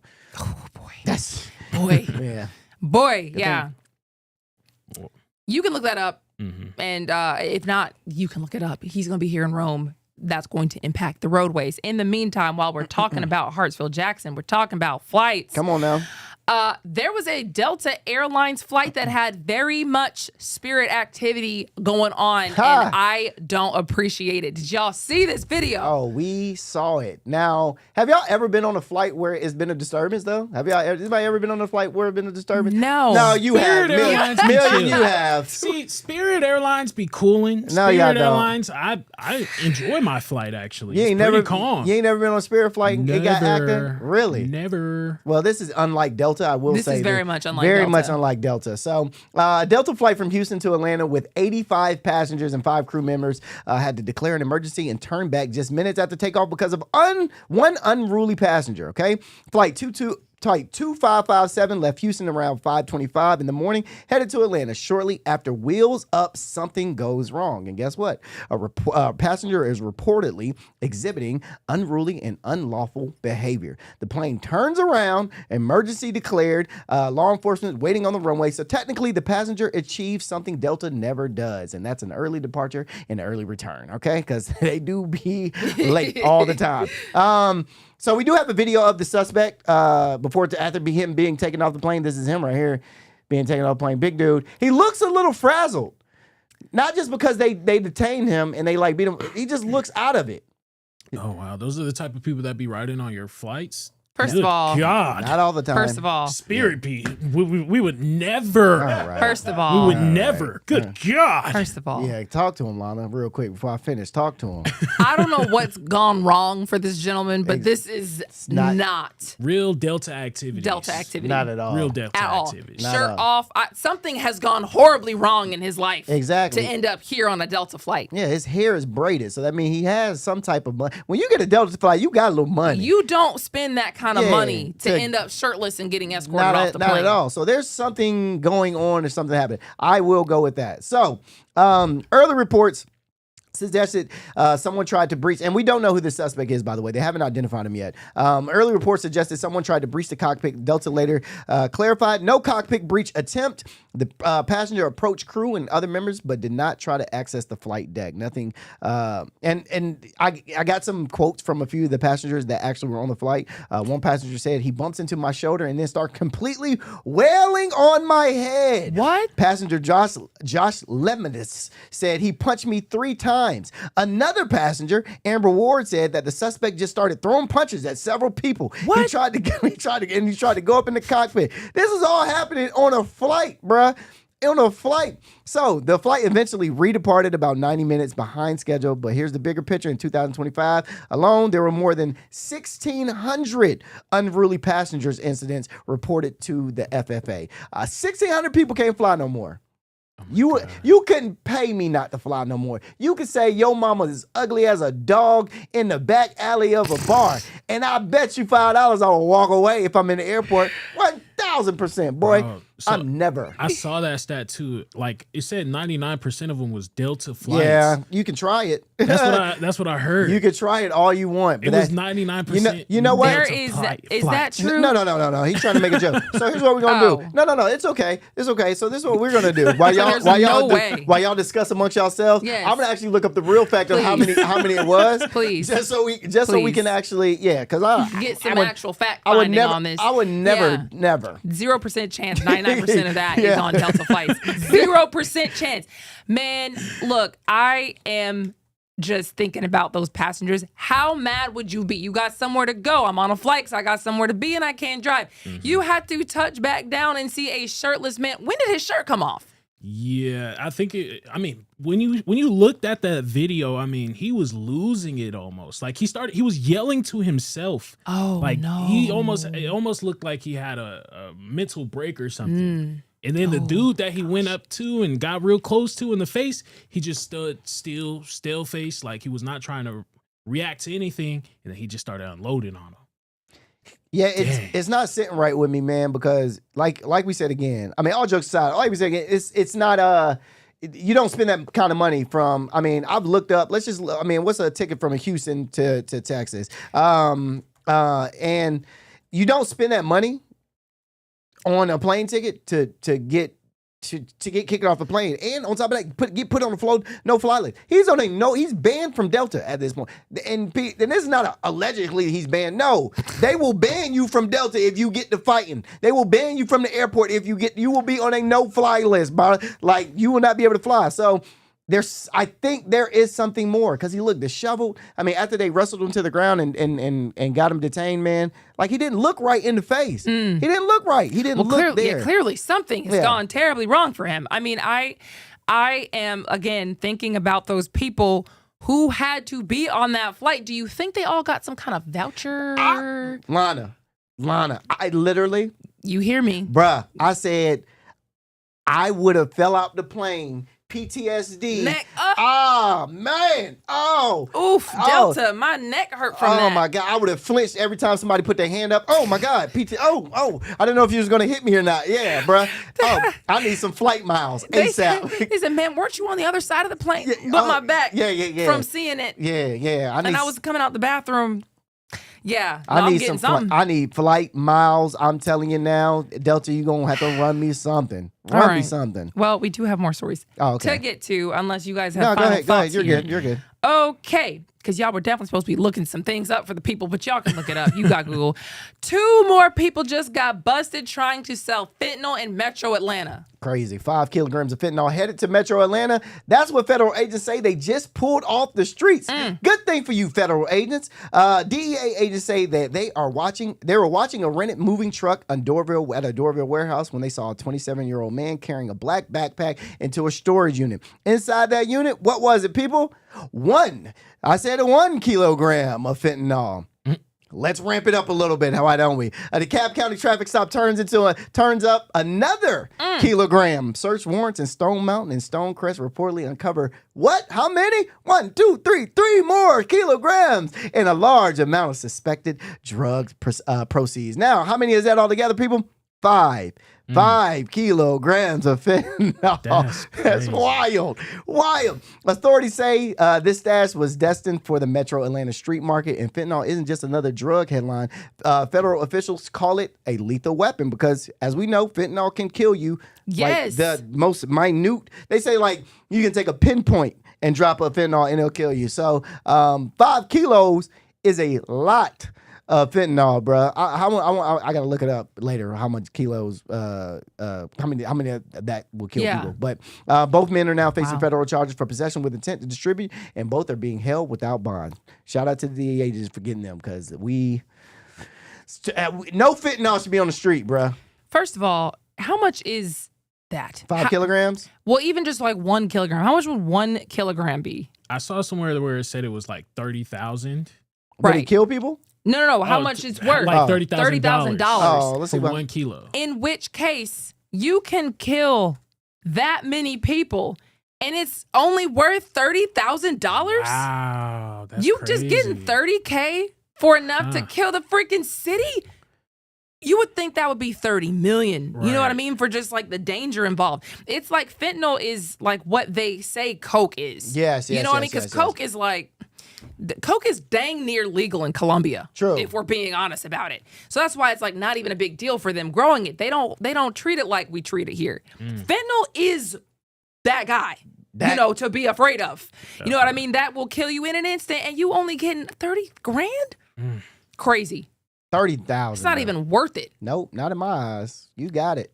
What were you looking up? I was looking up how much it was, but ChatGPT, you can't put. You can't just be putting in. Yeah, ChatGPT. ChatGPT is like, you can't, we like to tell y'all where we look it up, just so you know. And I don't trust ChatGPT. I never will. But just, we're on a show. We got time. We got things to do and things to say. So for brevity, we do try to look things up. But you can also look it up yourself. In other news, another crazy story. Atlanta police saved a 9-year-old who was shot while they were sleeping. Yeah, so police say 3 men shot through a house. Officers arrived and saw the boy was losing a lot of blood because after they shot at the house, the boy was unfortunately hit. They treated him right away and decided not to wait for the ambulance because the ambulance was taking too long, and they decided to drive the young man to the hospital themselves. I love that. Like the fact that they was just like, hey, we can't wait. We gotta make this happen right now. We don't got time to ask any questions. We gonna make it happen. The boy had a serious gunshot wound to his stomach, and doctors say he's now in a stable condition because of the officer's quick actions. Oh, that's perfect. That's crazy. First of all, it's insane that this whole thing started with somebody shooting up a house. And in fact, it was 3 people. Police say that 3 male suspects fired multiple shots at the home. They just shot this house up and hit a 9-year-old who was sleeping. You're supposed to be safe in your house. Thank God those officers knew how to address it. That's insane, man. I hear stories like this. And I'm just like, what drives somebody to that much like anger? I'm not saying that the suspects, I'm not saying that they have a motive or anything like that, but like to shoot up a house is crazy. Like I heard back in the day, they would never do something like that. Like shooting up a house was a no-no in gang culture. Not saying these guys are gangs or anything like that, but that's always been a no-no in street culture because you could hit somebody's family member, but we just don't care about people nowadays, like at all. I will give it up to the police officer, though. This is a great story to show that there are good police officers out there. Man. You know what I mean? So, not all police officers, and I preach this all the time, not all police officers are bad police officers, but the bad police officers leave such a bad taste in your mouth that you forget that there are good police officers out there. So hearing this just lets us know, like, thank you. Thank you for being a good police officer and, being what we pay you to be. You know what I mean? Look, and what's even more interesting, I think, about this is that this was literally a drive-by. Apparently, police say that 3 men were in a silver sedan and then just shot into that home after an escalating dispute that I would be willing to bet anything this 9-year-old has nothing to do with. You know what I mean? Not at all. So the fact that they even had to be in the position to do the good work, I mean, y'all got to talk to y'all's kids, man.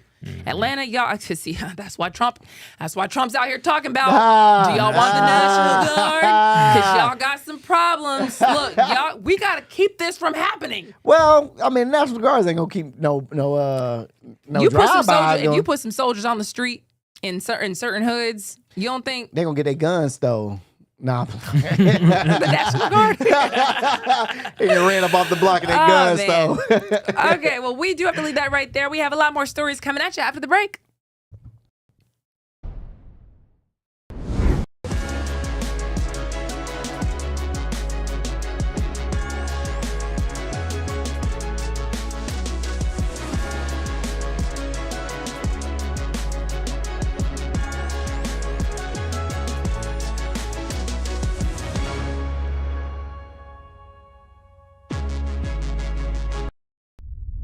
A major move today. Hot 97 is expanding. Hot 97 has launched a full streaming television channel. Hot 97 is no longer just a radio station, it's now a streaming network.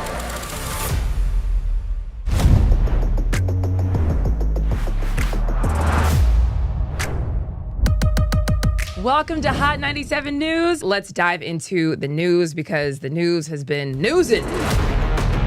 Hot 97 mornings with Mero. We got Shiny Culture in the building. Nia Bell in the building. Good morning. And DJ Cass One. You know what it is. You know how I get down with the Funk Flex energy, baby. Let's get it, Flex. Nobody don't want no smoke. Wow, it got spicy real fast.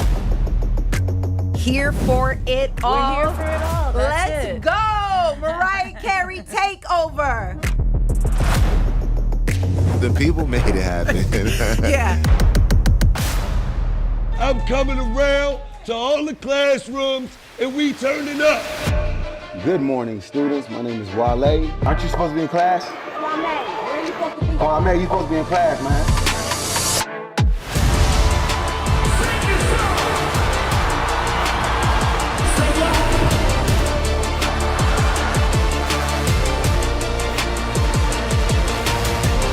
Rihanna has become a true worldwide icon. Congratulations on the job. We listen to Hot 97 every day. We can't wait to hear you guys even more. Hey, let's go!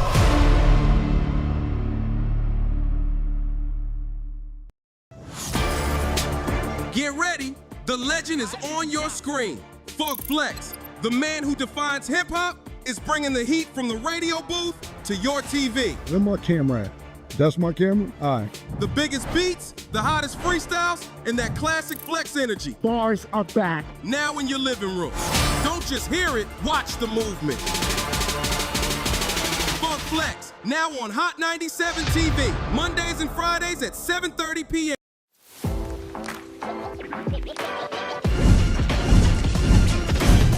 Welcome to Hot 97 News Atlanta. First, here with Rondell with 2 N's. What it do? Give it up to you. And Million. Hey, the fact that this is a reality. Brand new live news show. I'm your host, Lana Harris. There is so much going on in this country and in this world. Civil unrest. Nobody's going to trust that. Any of This sounds, like I said, it sounds good. Yeah. It does sound beneficial.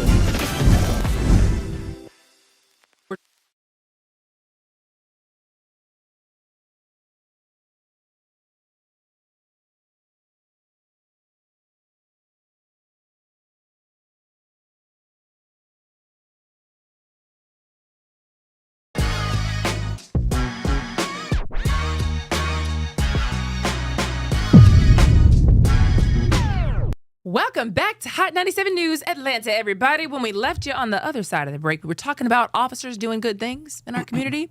And so staying on that wave, there's a Cobb County police officer who revived a whole newborn baby on the side of the road. Come on now. Come on now. Let's give it up for him. Crazy. Give it up for him. Bim. Yeah, man, for real. So look, a routine traffic stop turned into a life or death moment, and a Cobb County officer ended up delivering more than a citation, okay? That's good news. Officer, why y'all laughing, man? Come on, deliver more than a citation. Come on now.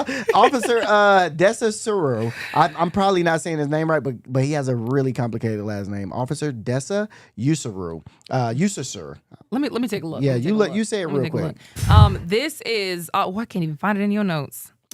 Okay. Oh, I see. Yeah. I would say that it is Disassure. Disassure. Okay, I will go with Disassure. Officer Disassure was in the middle of a stop February 12th when a man ran up in panic. All right, his wife was in active labor on the side of the road. By the time the officer reached the vehicle, baby was already there. Baby said, hello. Hello. Here I am. But here's the part that changes everything. The newborn wasn't breathing, all right? No hospital room, no delivery team, just a roadside emergency in seconds that matter. Officer Desuru immediately started chest compressions, round after round, and then the baby began breathing on its own. Beautiful. And an EMS arrived shortly after and transported the mother and the newborn to the hospital. Both have been since released in good health. And we hear. They should name that baby Desiru. Desiru. You know what I'm saying? Please. For sure. That's sure is what we ended up going with. First of all, great on that officer, but I don't think y'all hear this story as a woman. Okay, let me hear it. Okay, talk to me. Bro, can you imagine having to deliver the baby? You know how much pain this lady was probably in? For sure. She pushed out a whole baby. She didn't have any epidural if she wanted epidural. She didn't have anybody probably like holding her hands and squeeze. This baby just came out on the side of the road. How was she positioned? You know, when you get to be about child rearing age or beyond child rearing age, if you ask your family, that is horrifying. Wow. My family, I think, will think that's funny. Yeah. My mom wants a grandbaby like yesterday, last year, 3 years ago, Yeah, 6 years, you know. My parents do too. Yeah, you know, our generation, we do what we can. Yeah, we do what we can. We don't listen. It ain't too many babies. At least either you got pregnant really young, in my age, like I'm 35. You either got pregnant in high school, or you not having kids right now. That's just how it is. Listen, bruh. y'all got child money. Yeah, bro. Like y'all used to say, y'all got McDonald's when you gonna have a baby money. Come on now. In this economy. Come on now. Mom. Yeah. Family. I need them diapers. Shoot. Yeah. Yeah. You got formula. Daycare. Toys. Yeah. Crib. Yeah. Decorations. Come on now. Thank you. Come take care of the baby But, too. like we just going off on our moms. But no, this is super dope though that he did this, Yes. and I don't. I mean, me personally, I don't. I mean, that's a scary situation to try to like have to revive a baby because you know doing chest compressions with a baby you have to do with 2 fingers. You only have to do them like this, so you can't or you break their rib cage. Yeah, so it's like. I'm glad they had that training. I mean, I didn't even know that they were trained to do baby chest compressions for real. You know what I mean? So that's shout out to you, officer, because that is super, super dope. And the February 12th will forever be a special day in that family. I tell you that. Right. I tell you that. They will remember this day forever. Also, he had to look. I ain't gonna anyway. That's just my mind be winding. Sometimes I want to ask, but sometimes I'm like, man, we on the news. Yeah. And I don't know what your mom be doing sometimes. You be thinking with your third eye. Yeah, it's a lot. It's a lot. It's a All lot. right. Well, let me just move on. We'll talk about it after the show. Okay. In other news, we are going away from the officers doing good things and talking about some of y'all who just can't stop doing bad things. There's a man in Atlanta accused of a multi-state vehicle theft scheme. Hey, well, before I tell y'all this, bruh, let me explain something real quick. Have y'all ever bought a car? I like to start my stories off with questions because I want to see where y'all heads is at. Okay. Have y'all ever bought a car from somebody and you was like, this car don't feel right. It don't feel like this car is legal. Legal. It don't feel like he bought this car. A little rickety. It feel a little like he stole this and it don't feel like mine. Has he been, you ever bought one of these? No. Okay. No. No. I thought you meant with problems. Oh, not no. like this is feeling a little. Yeah, this feels a little you stolen. Stole this. Yeah, it feels a little stolen. So here's the thing: more than 11 vehicles across the country, all allegedly bought with fake cashier's checks. Okay. So yeah, these cars they're bought with real money, but just fake checks. Investigators say a 62-year-old Wesley Aldine Walker had a Honda CR-V delivered to him in January and handed the driver $35,000 cashier check. Turns out, check was fake. Man. And just not a fake check. It was drawn on a fake bank. You know what I mean? Yeah, that's not fraud. That's creative writing. All right? So listen. Oh, my God. Authorities say this wasn't a one-time deal. Detectives connected him to nearly, how many? A dozen stolen vehicles nationwide. Every single one purchased with fraudulent cashier checks. And here's the twist. He didn't even go to the lot. The cars were delivered to him. Every car was brought to him. All right. My man had Amazon Prime, the Grand Theft Auto edition. You get what I'm saying? Oh my God. This is funny because he has like there's truck drivers out there that were like delivering these cars and didn't realize like, yo, I'm delivering evidence right now. Like, literally. I'm not even, this is a whole evidence I'm delivering to this man. So not one of the cars have been found. All of them have been, they're gone. Not one of the vehicles have been recovered at all. So, you know, they got to change my man Wesley to Wizard Wesley because how he make all them cars disappear like that is beyond me. So authorities say he wasn't working alone. Someone else allegedly created the fake checks because when you're running a multi-state operation like that, you apparently outsource accounting. You know what I mean? So he's now facing theft by deception charges and being held on a $35,000 bond, which is ironic because that's how much he got for the first car to be delivered. The Honda CR-V was $35,000 that he paid for the check, and they got him on bond for $35,000. Wow. That's wild, right? That's a crazy story, right? Dang. That's wild. None of the cars have been recovered. None of them. So what did he? Why did he need that many cars? Who knows why he needed? I mean, he needed a fleet of whips. He wasn't running like a Here's my theory. I think he was buying the cars, and what he was going to do is buy them and then flip them and then sell them for real cash. Because that's what you do when you. All right, now I don't know this. I just know somebody I just know this because I know this. Don't ask me how I know this. Don't ask me how I know. So what you do is, if you do any type of scam, scheme, fraud like this, you take that fake money that you just used to buy whatever you did, and you take that real item and you go sell it for real. It's called washing money. So you take that and you go buy you sell it for real cash. So what he was going to do probably is take all 11 cars that he just bought with fake money and fake cashier's checks that probably bounced and X, Y, Z, take the car. Now that he has the title, go sell the cars. Now you just made $35,000 in real cash. You must know. Listen, look, can we pull him back up? Listen, y'all don't come at me because I don't know how I know this. You know what I mean? Yeah, we don't leave that right there. He looks smart. He's looking like, man. He looks smart. Yeah, y'all got me. He looks smart. Now, he's still innocent. He is. Because he has not been found guilty. No, he hasn't. At the same time, the way he's looking at that camera, it's a little too like, man. Look at that. He is mad. Oh, and he is a short king. Yeah, he is 5'3". Man. Oh man. Look, real quick. He also had a job now. He was a cook at a restaurant in Avalon in Alpharetta. Mm-hmm. Oh, that's how you know, because you know this man. I don't know him. You know this man. You know what's crazy? That's your neck of the woods. That is my neck of the woods, and I go to Avalon all the time. I've never seen him before. I wonder what restaurant he worked at. I would love to know. They that. clearly weren't paying him well. Yeah, well, if he had to do this, this is nuts, though, bro. This is nuts. Wow. Can we play a game? Yeah, let's play it. I don't want to play the game. I don't want to play the game. If we were to play a game, a hypothetical game where we rate crimes, what would you rate this crime, Dale? Oh, this one doesn't get that high up. I mean, I don't know. It's like they haven't found the vehicles. Well, that's crazy. Yeah, he's Houdini, dog. He is a magician. I'm gonna give him an 8.5. 8.5. I was going 8.5 too. Yeah, I give him 8.5. It was a good one. That was a good one. 8.5 too. That was good but here's the thing, Lana. It's a smart. Lana, shut up. It's smart. If y'all don't realize, this is very smart. This is smart. He bought them with fake cashier's checks and he sells them for real money. Now he got caught, which sucks. But I mean, hey man, sucks. You know, how many cars was it again? 11. 9. He got a 9 from me, dog. That is crazy. He was able to get away with that. 11 cars, my brother. And you're sure because they were gone. Obviously, he's probably selling it. We're assuming, but like we don't know what he was doing with the cars. No. This is just my theory. Right. Yeah, so that is crazy. Yeah. This is like what I think you would were just happen. all right. Yeah.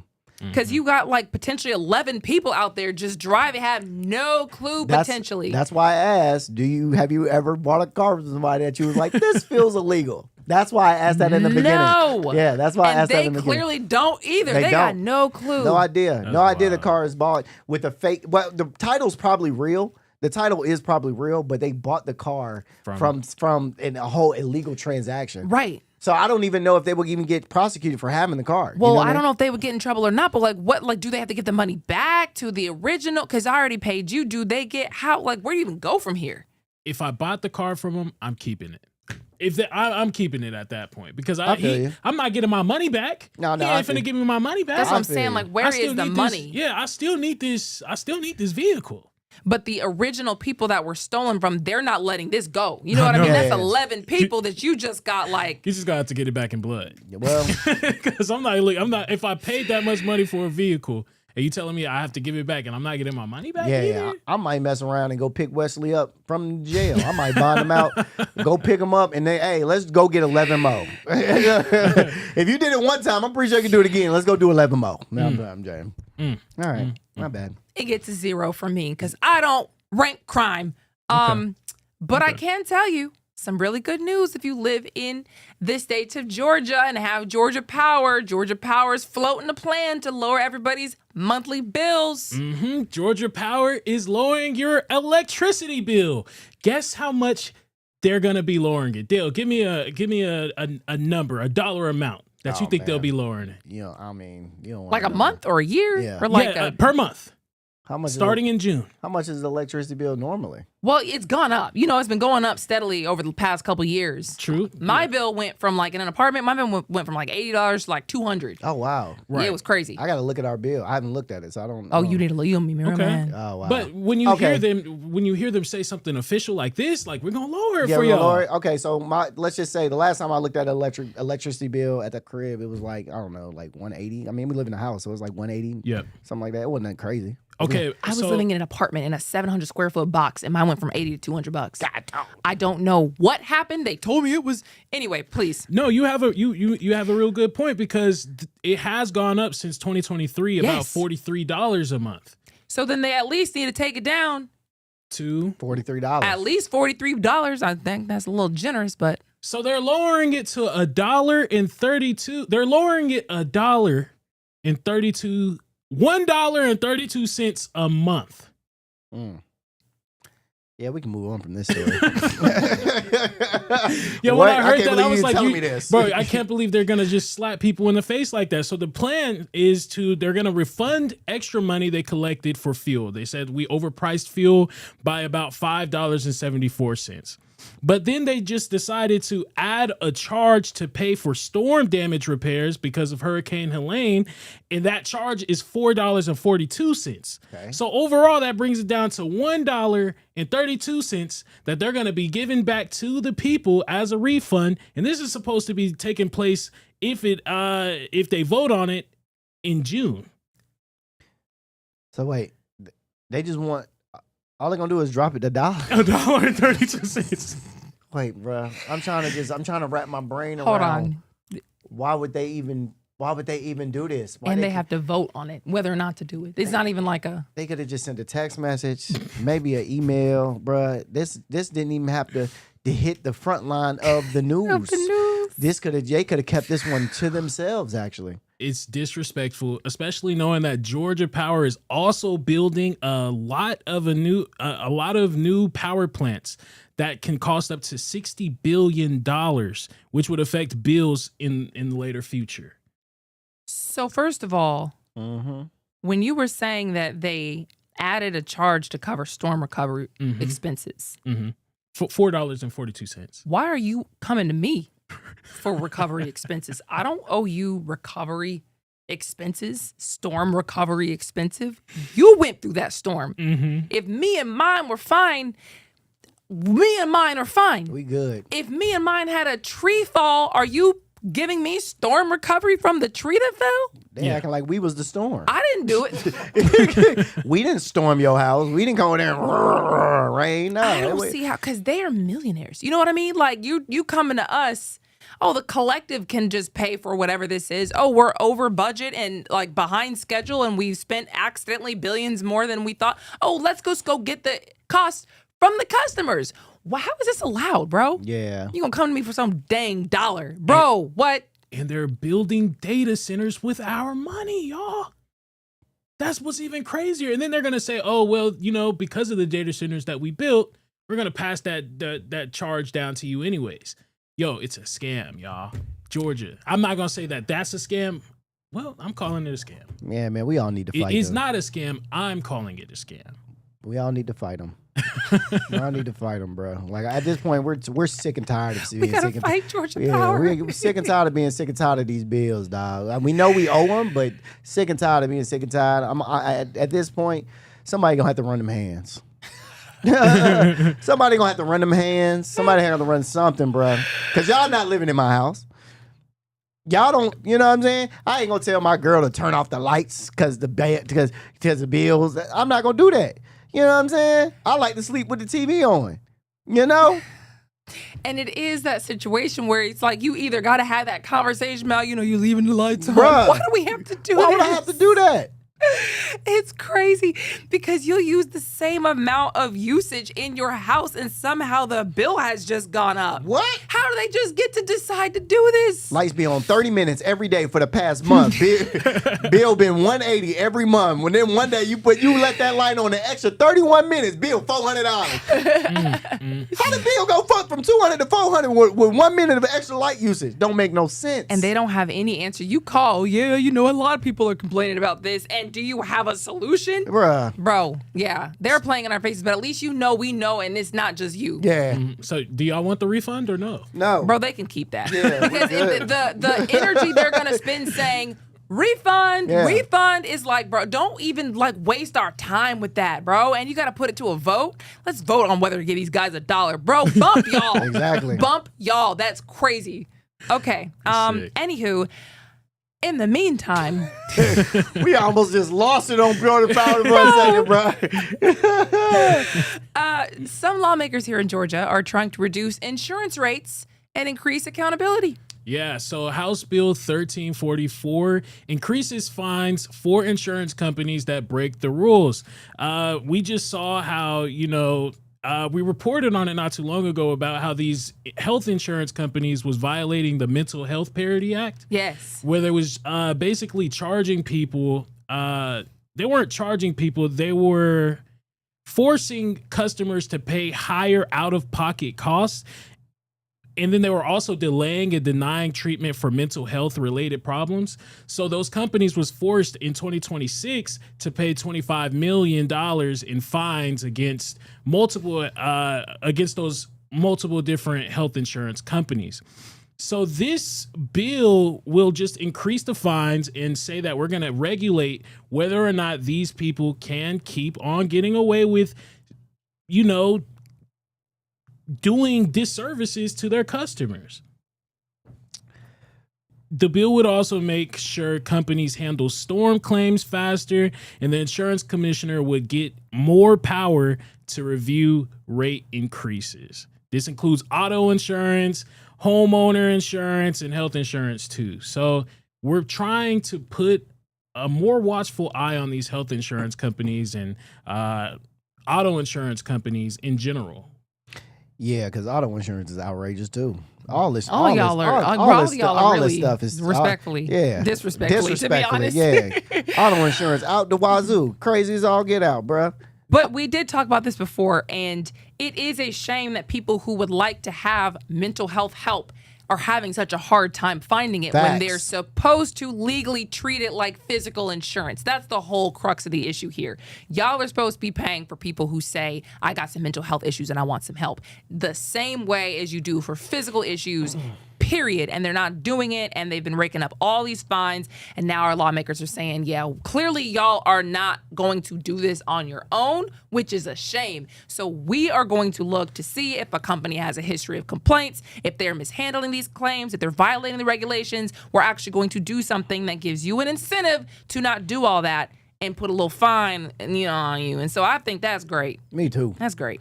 Yeah, it's great. They're hoping that the companies will listen to this and then they will lower their prices, but there's no real law saying that they have to lower their prices. They're just going to be fining them. Some people argue that the fines are just going to get passed down to the people anyways, though. So we're trying. We're trying to fight these big companies. We got to go to Georgia Power next, but the fines are going to be passed to customers? It's a possibility that it could be passed down to customers. What fines? The fines because they could just be like, okay, you fined us, now we're gonna just raise your insurance again. Oh. That's what some of the people at the at the House is fighting against. They're like, if we keep fining them, what's stopping them from actually passing that cost down to the people? I don't know. Maybe try to put that into the bill as well. Hello. If you can already see the problem, let's see if there's something we can do to make sure they can't just exploit it anyways. Mm-hmm. Yeah, we finna start coming to y'all houses and cutting off y'all stuff. Right. You know what I'm saying? Right. Even if you paid it, we finna just start coming to y'all house cutting off y'all stuff, bro. Like, see how y'all like it. Oh, man. Okay. In other news on this Thursday morning, there is a restaurant in Metro Atlanta that's actually really popular. They just got hit with a class action wage lawsuit. And some of y'all have probably been here. There's a couple locations here, actually. There's a bunch. Have you been to Rumi's? I have not been to Rumi's Kitchen. That's good. That's what we're talking about. Rumi's Kitchen. It's delicious. You've been to Rumi's? Because I pass it. They are in Midtown, right? Mm-hmm. Right there, Colony Square. Mm-hmm. I pass it all the time. It's really good. Man. It is really good. I don't know if I'm gonna eat there no more though after reading this. And this is the one in Sandy Springs specifically we're talking about here. Yes. So Rumi's Kitchen, known to pack out dining rooms. It's upscale Middle Eastern cuisine. It's really good. Yeah. So their employees, the claims are saying their employees were working 70 to 80 hours a week without proper overtime pay. Now, I've never worked inside of the like a restaurant, so I really don't know what 70 or 80 hours looks like inside of a work week when it comes to like work, but I'm pretty sure it ain't the best because you getting served, you getting paid off tips and stuff. You know what I'm saying? So Rumi's Kitchen with location Sandy Springs, Alpharetta, Houston, and DC in LA is being sued by former employees who says the staff weren't paid what they were owed. Now, here's the wildest part that I don't think is right, and I never thought this was right. The filing also alleges tip workers were required to share up to 28% of their tips with the back of the house staff. That's people in the kitchen. That's the host. That's people like that. Dog, I'm already not getting paid minimum wage, and now you're taking my tip, cutting it 20. What? That's wild. So, the suit also alleges that when employees raise concern, this really has my skin boiling.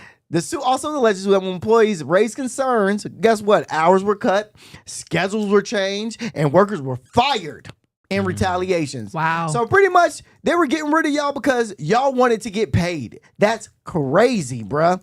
That's crazy. So the company has not responded publicly yet. But these are just allegations, by the way. Nothing has been proven in court. But if this is true, this isn't just a labor dispute. It's about wage compliance in one of Metro's Atlanta's most recognizable restaurant brands. Because Rumi Kitchen is a huge brand here in the city. A bunch of people eat here. When a restaurant expands across multiple states and builds a strong reputation, expectations grow. Not just from customers, but from your people that work for you, man, your employees. So, dog, you should be able to treat your employees like they're good people. That's why I don't agree, and people are going to probably criticize me for this, but I don't agree in tipping. I don't either. I tip, but I don't agree in tipping because I think that you should be able to pay your employees more money, so I shouldn't have to. Why am I paying for their what am I doing? They don't work for me. They're not working for me. They work for you. They just serve me. They're not working for me now. Now, if you want them to work for me now, we can, that could be arranged.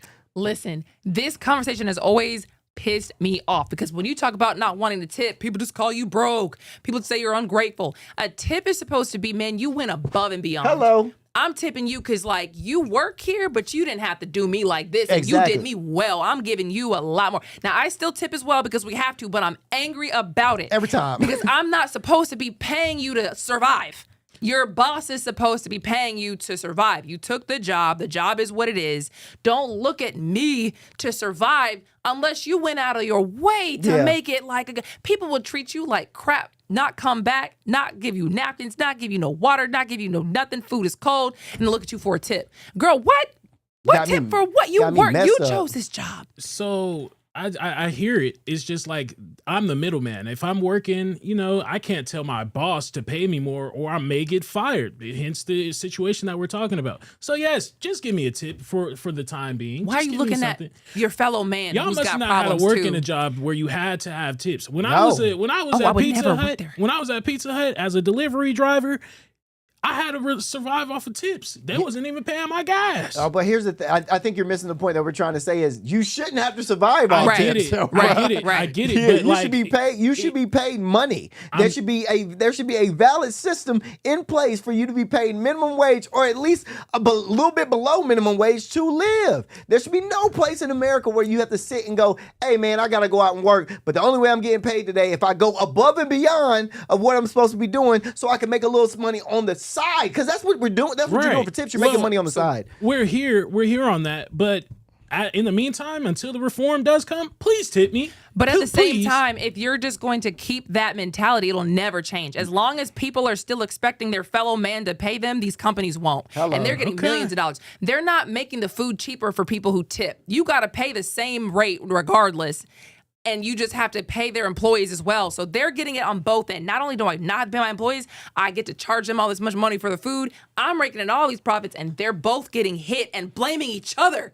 That's the gag. They're blaming each other while I'm doing this. Exactly. Bro, y'all don't want to hear it. No, I hear it. Y'all don't hear it. I hear it. It's a scam. But I want to get paid. All right. I hear you. So we got to put pressure on these people who own these businesses who are getting away with this stuff. We got to go, y'all. It's been fun. Tomorrow is Friday, and we will see you then. Peace.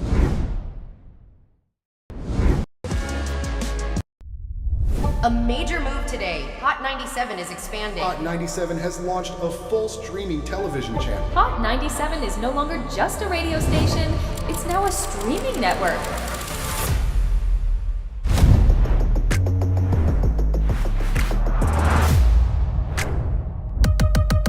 Welcome to Hot 97 News. Let's dive into the news because the news has been newsing.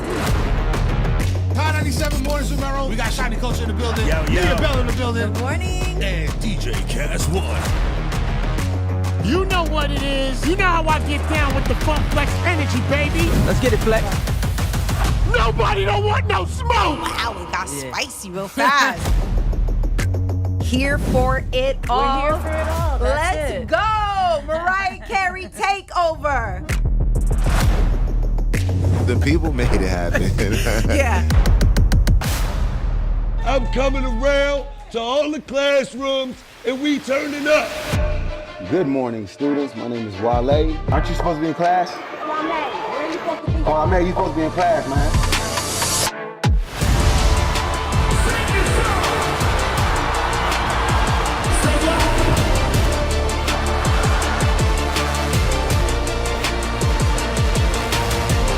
Rihanna has become a true worldwide icon. Congratulations on the job. We listen to Hot 97 every day. We can't wait to hear you guys even more. Hey, let's go!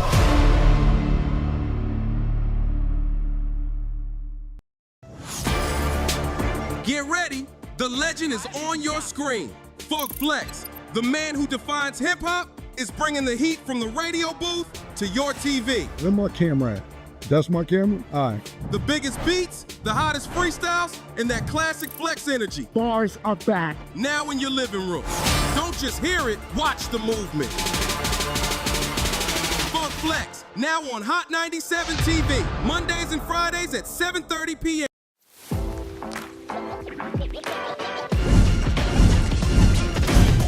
Welcome to Hot 97 News Atlanta. First, here with Rondell with 2 N's. What they do? Give it up to you. And Million. Hey, the fact that this is a reality. Brand new live news show. I'm your host, Lana Harris. There is so much going on in this country and in this world. Civil unrest. Nobody's going to trust that. Any of This sounds, like I said, it sounds good. Yeah. It does sound beneficial.